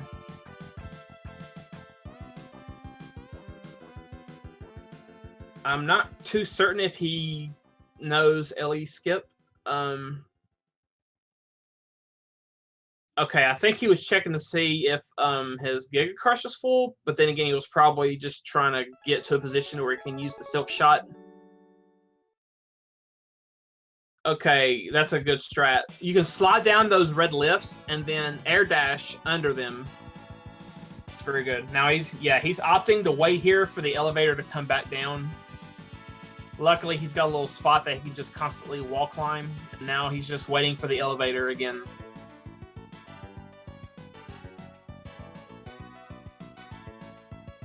So as he rides this lift up, he's going to take damage from both the flame jets, but after the second one, he's going to wall climb during invincibility frames so he doesn't die from the spikes. And that allows him to get to the end of the stage a lot faster. And it looks like he's just checking his status of his weapons and energy. He has 4 full sub-tanks. So he's good to go for the end game here. So you can't start the fight until you actually land on one or the middle part of the 4 platform. And okay, he's gonna opt to use the Silk Shot to take out the turrets here. Sergei's has to move to the same level you're on before he can fire at one of the turrets. Okay, he's taken down all the turrets.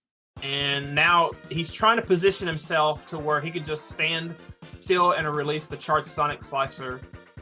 He should be turning around and firing, but he's turning around the other way, which, if you're in the proper position, that does work. But he's taken unnecessary damage, and luckily he went to the sub-tank before it was too late.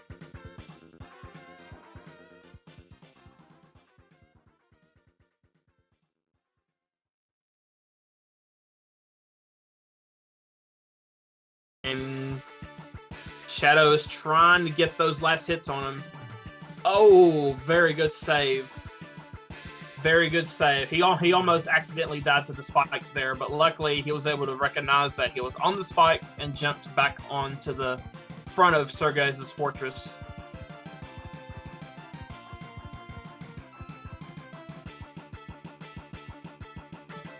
Oh no. He doesn't know I'm afraid he doesn't know the setup, the better setup. Yeah, the blade. Yeah, he's standing in a spot that when he releases the blade on the ground, the one blade that's supposed to hit him in the head goes too far into this fortress and gets absorbed. All right, he finally got him. Great. That was getting scary there for a second.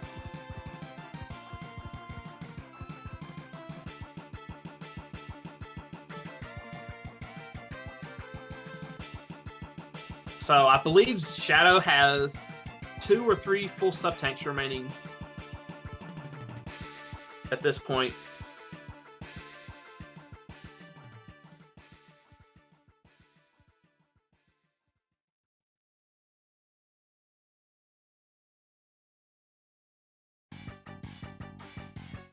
So as we begin, as Shadow begins Counter Hunter 3, he's going to the Strike Chain, which will one-shot these disc boys, and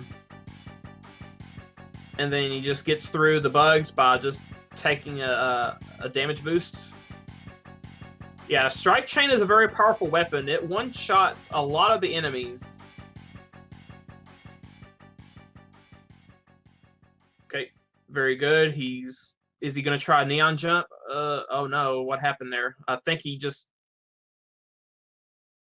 Uh-oh, he's trying to... Yeah, that little ledge is just out of X's jump range, so you have to... There he goes, he's got it. Okay, he freezes the bat, so he's gonna do... Is he going to go bottom route, or is he going top route? Looks like he's going top route. He's gonna lure the bats over, freeze him, use them as a stepping stone. He's gonna pick up the extra life that's waiting for him above. He's going to, looks like, pick up some energy refills. Oh, he's going with the chain. Oh, boy. Oh, he tried to get clever. I know exactly what he was trying to do. He was trying to use the chain on the very corners of the ceiling to propel him over to the ledge. The ledge that was in the middle of that spike bed. Oh, now he's trying to Neon Jump to get up on that ladder. Yeah, if you can't do a Neon Jump, you have to take the top route, unfortunately. So he has 0 lives right now, but as long as he keeps picking up this extra life after the ladder, he won't get a game over.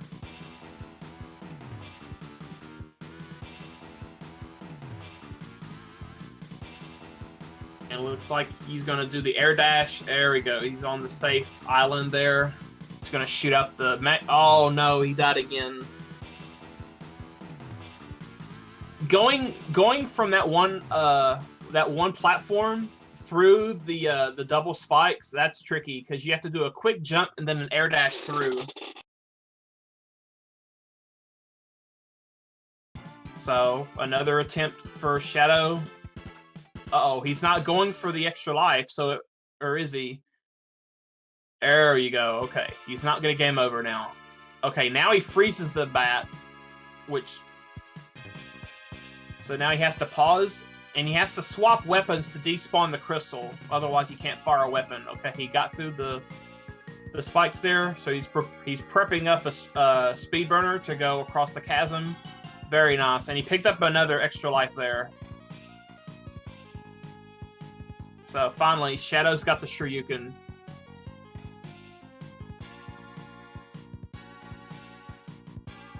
And according to Shadow Zero Splits, he does not have a personal best recorded, unless these are new splits of his. I'm not really sure. So as long as he finishes the run, it looks like he's got a personal best.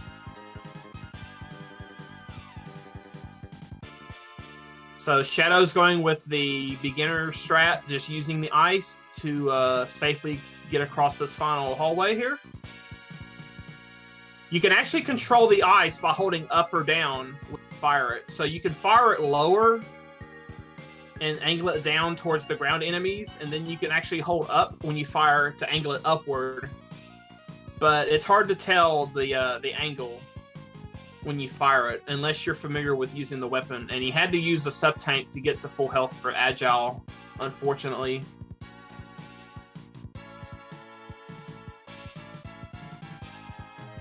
Nice, and Shadow Zero got the Shoryuken on Agile.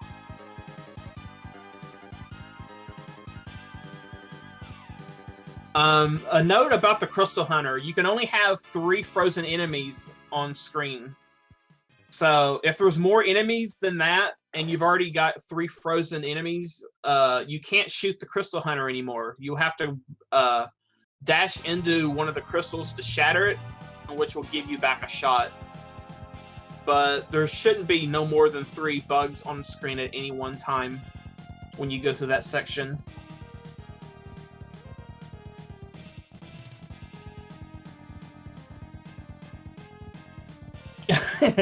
Shadow Zero just wants to show that he can burn her into the capsule. So he's going with Stag first here. So the plan is to just, as soon as the fight begins, Shoryuken to the left. Okay, that works too. Okay, that's nice. If you do miss the Shoryuken as Stag goes up, you can always hit him on the way down if you know where he's going to come down from.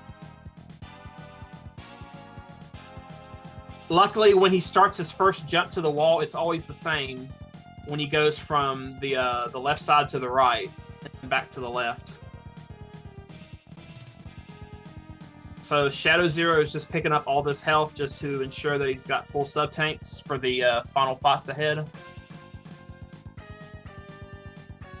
We want to see a jump over Crab to bait him to go up. Now, another unpredictable factor here is that Crab can control the water level here, and that can sometimes throw your jump off because when you're in the water, you get buoyancy, which makes your jump even higher as long as you hold the jump long enough. The problem is once you jump out of the water, you just fall like a rock. So the fluctuating water levels can make this fight tricky if you're trying to get a Shoryuken or just even using wheel strats like Shadow is using here.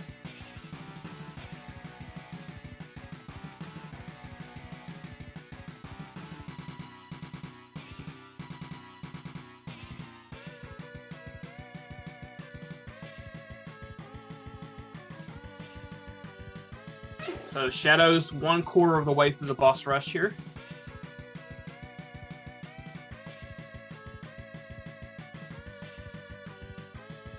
Unfortunately, he'll probably have to use a sub-tank if he wants to use the Shoryuken. Oh no. See, if you don't have a full sub-tank there, he tried to use a sub-tank when the sub-tank wasn't full, and he only gets 1 unit of energy for every pixel in the sub-tank. So he's forced to burn a full sub-tank here to get back to full health. And Sponge gave him a good pattern. Good. I don't believe we've seen Sponge swing his chain in front of him during the refights, to my knowledge.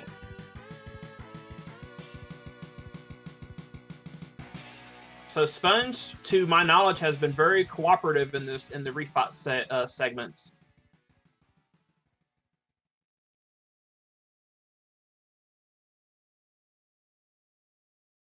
So now we have the Moth Cocoon, which he successfully Shoryukens.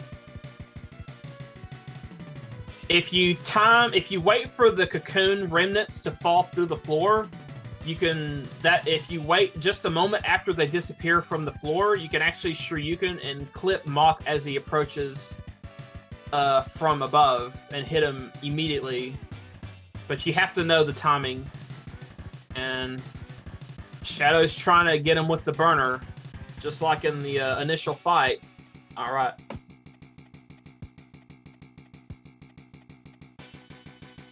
So if Shadow wants to use the Shoryuken, he's going to have to burn another sub-tank because his health is too low to get it filled from the health refills.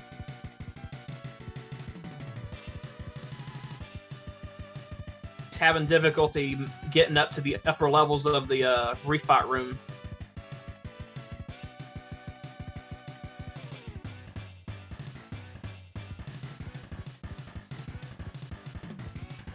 So he doesn't have full health going into the Gator fight unless he burns a sub-tank. And okay, it looks like he may be opting just to use chain on him here. Just save the sub-tank energy.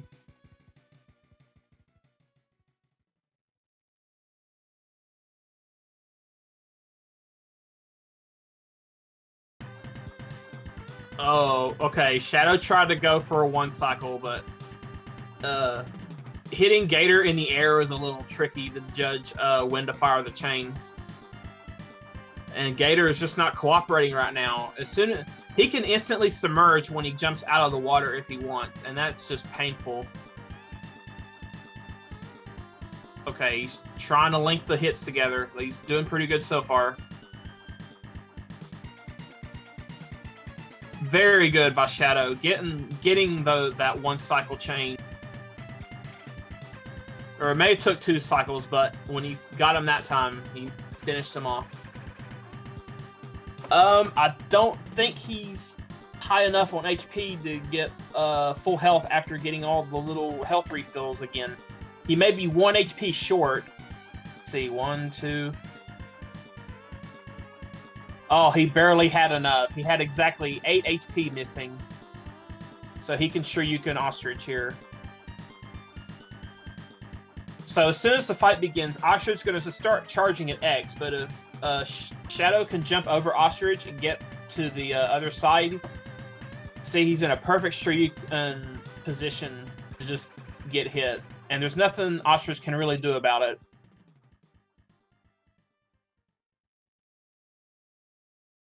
So I believe Shadow Zero has 2 refights left. He has the Centipede fight and the Snail fight, and he's going to do Snail first. Is he going to go for the yellow strat here, or is he going to swap to mine before the fight starts? Oh, he's going to swap. Okay, he's going to magnets. So he's going to try to hit Snail before he can go into a shell. And then he's going to try to Shoryuken him. Oh, he almost got it. Okay, that's not a bad effort. After Snail gets ejected from a shell, he will almost always do a jump toward a shell. So if he's in the air, Shadow can just Shoryuken him, just pick him off before he can get back to the shell.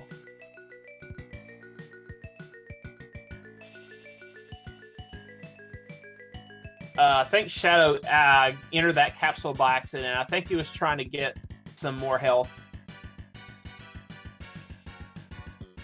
Oh no, he's gonna go. Okay, the problem here, by using the Silk Shot, yes, it does remove Centipede's tail, but now all Centipede does is throw shurikens, and then every time you hit him with the Silk Shot, he will instantly teleport away. So he's just going to prolong the fight here. But he can use the sub-tank and try to Shoryuken him now. So maybe that's what he's going for. He's waiting for Centipede to stay in one spot so he can... No? Looks like he's just going to use the Buster on him.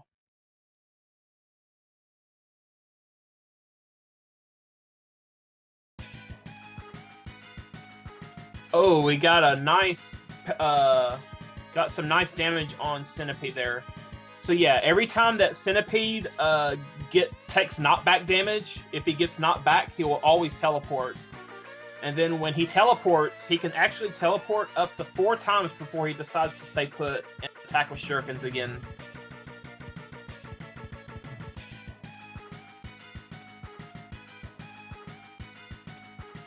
Nice. Okay, very good. Shadow Zero has finished the boss rush, and he's now getting to the final stage here.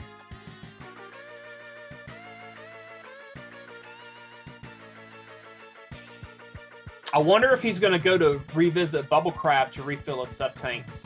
I've seen people do this in runs where they just want the full sub-tanks before fighting Sigma. Nope, he's going right into the final stage. Okay.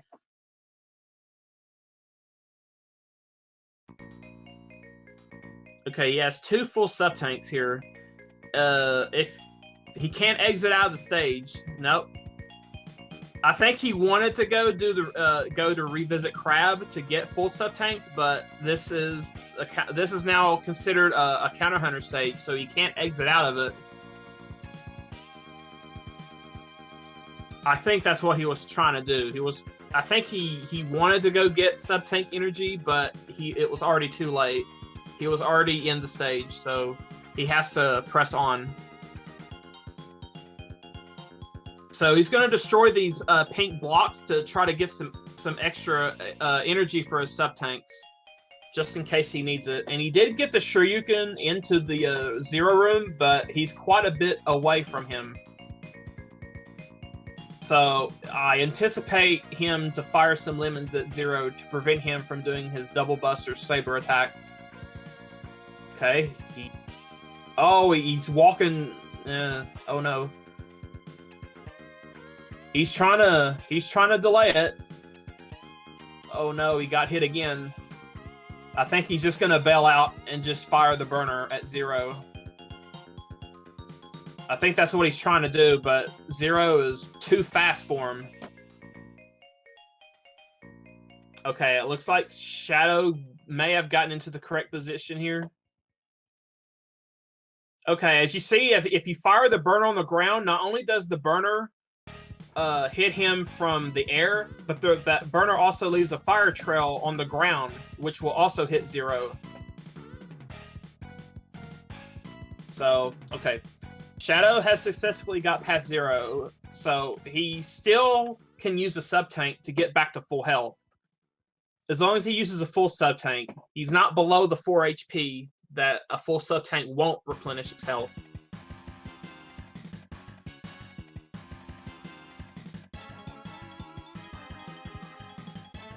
So, okay. Shadow's going for the Neo Sigma fight. Let's hope that he cooperates.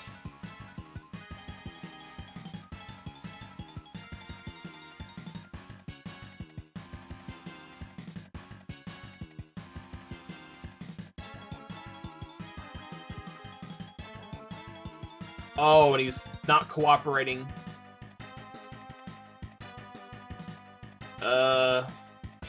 I think Shadow's just going to try to hit him with the Sonic Slicer Blades. He's just going to hold on to that sub-tank, not risk missing the Shoryuken as a backup. So he's just going to try to defeat Sigma here with the Sonic Slicer and have that sub-tank for the virus form. Also, these little pink energy shots that Sigma deploys track your position, so you have to bait them away. You have to constantly be moving to not take too much damage. And these pink energy balls deal the most damage, even more than just touching Sigma himself. As you see, they deal 3 damage, even with the armor. Now, here's the unfortunate problem. He's at 2 HP. Oh, no. I was going to say, not even a full sub-tank would have restored him to full health if he's at under 4 HP, but he died. So now he has to go through the whole stage again.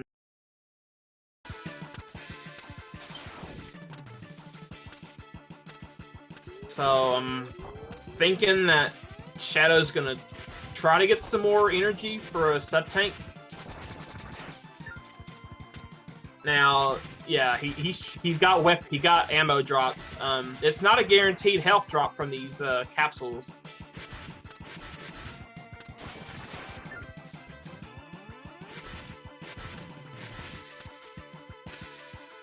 Okay, so he's just checking to see what his status is. He's got 1 full sub-tank. Oh, and that Shoryuken into the room was much better than the other one. So he may be able to get the instant Shoryuken on Zero this time.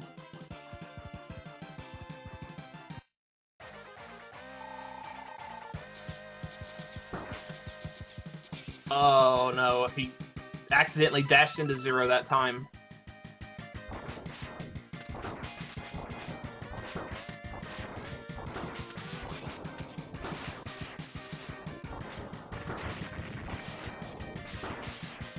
Oh boy, Zero's in a rage.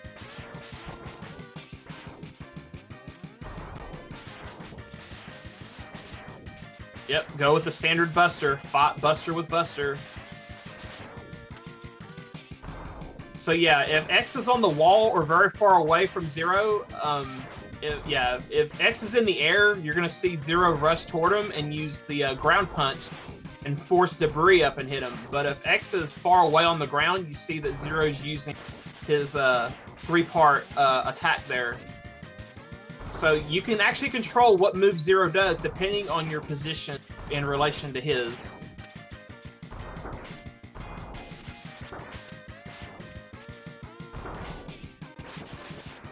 And you just need to reduce Zero's HP to 1 to force this fight to be over. You don't technically kill him like you do the other bosses in the game.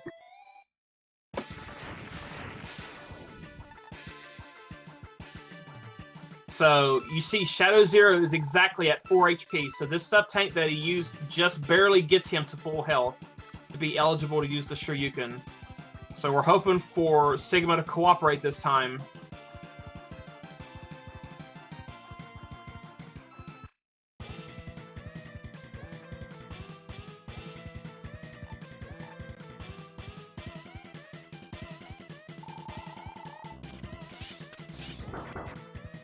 Oh no, and luck was not on Shadow's side right there. So Shadow's gonna have to go with the blades again.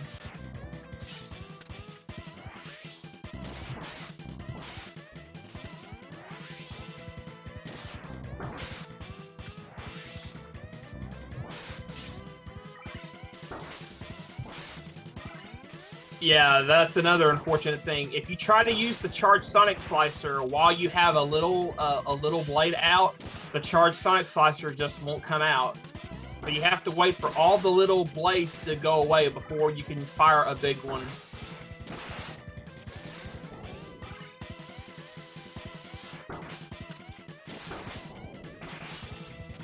And Shadow's trying to play it safe, trying to stay in the back, but Sigma is just hitting him constantly with the charged electric spark, and unfortunately he succumbs to the onslaught of Sigma.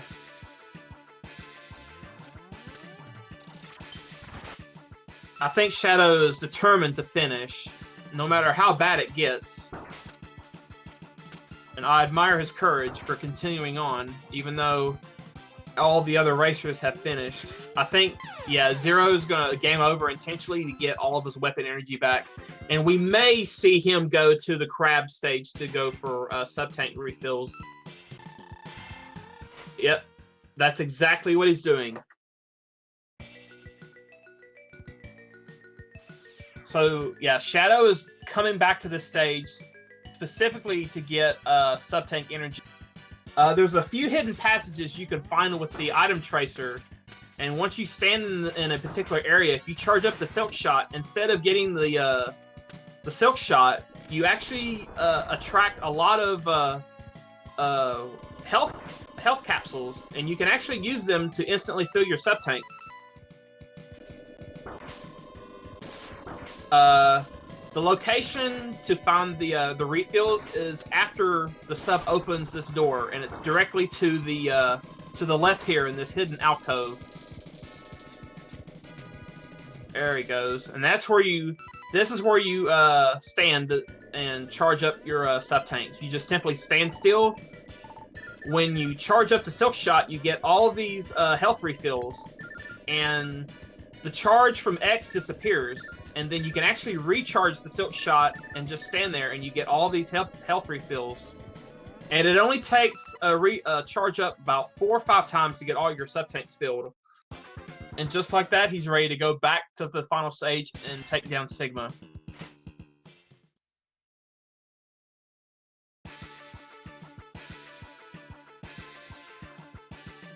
So, as you see, Shadow's got all of his weapon energy back. He's back to full strength. And the barrier attackers are being mean. There's a trick to killing these barrier attackers. If you can shoot them before they completely spawn on screen, they'll die with the lemon shot. But if they do spawn, you can actually shoot a shot into their shield, and then you can shoot them again and destroy them.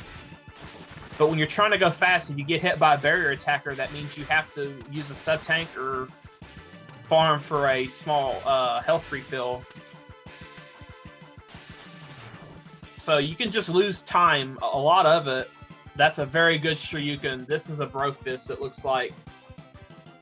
Yeah, we have a Bro Fist, ladies and gentlemen. This is the perfect position you want to be when you fight Zero. Oh, he almost got the Shoryuken there, but he got a little too far on him. So, once again, instead of trying to waste a sub-tank, potentially lose it to a botched Shoryuken attempt, it's going to go right back to the fire again.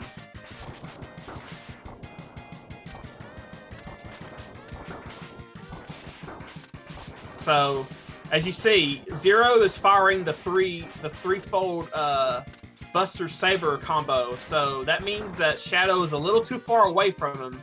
But if you stand a little bit closer, he'll just fire the green shot, and you can easily jump over that.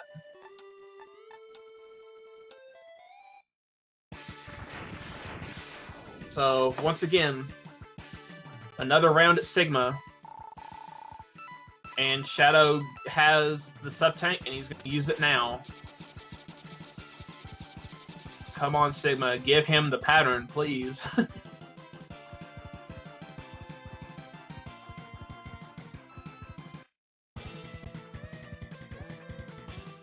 And you have to go through the text every time also. That's another unfortunate thing about dying. You have to go through the text every time. Oh, he gave him the pattern, but he couldn't get the Shoryuken off. Oh, but he did get him a little bit when he came back on screen. So I think he's going to try to just finish him off here with the Sonic Slicer. He has to wait for that blade to go away before he can fire the charge. Or he just has to fire the small blades.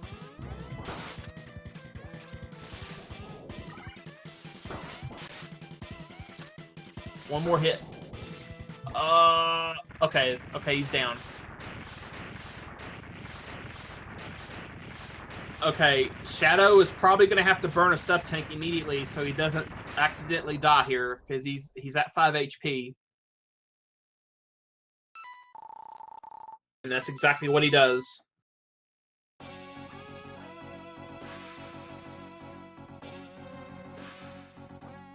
There's a few ways to kill the virus form with the Shoryuken. Oh, he's trying.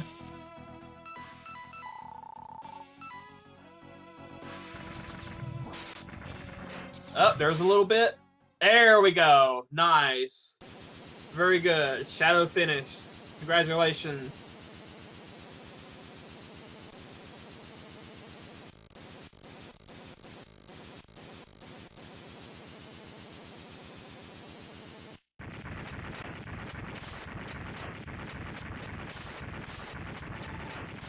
Congratulations for finishing the race.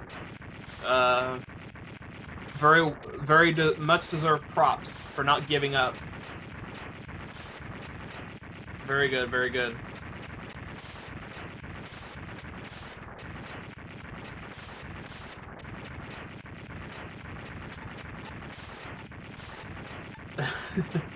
Congratulations to all of our racers.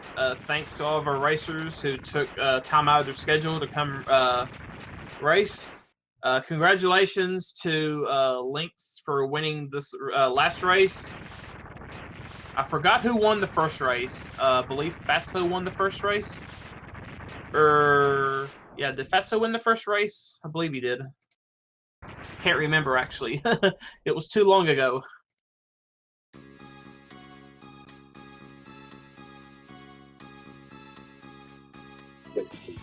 Oh, okay. Alrighty. Thank you for that, Faisal. I believe that is all of the races that we're streaming tonight.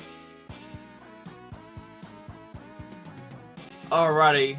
Okay, that will do it for us, I believe. I'm Justin Crabble, bringing you commentary for these X2 races. Remember, the X2 tournament is coming up February 6th. If you have not signed up, please do so. The Mega Man X community has resources for you to learn this game if you are interested.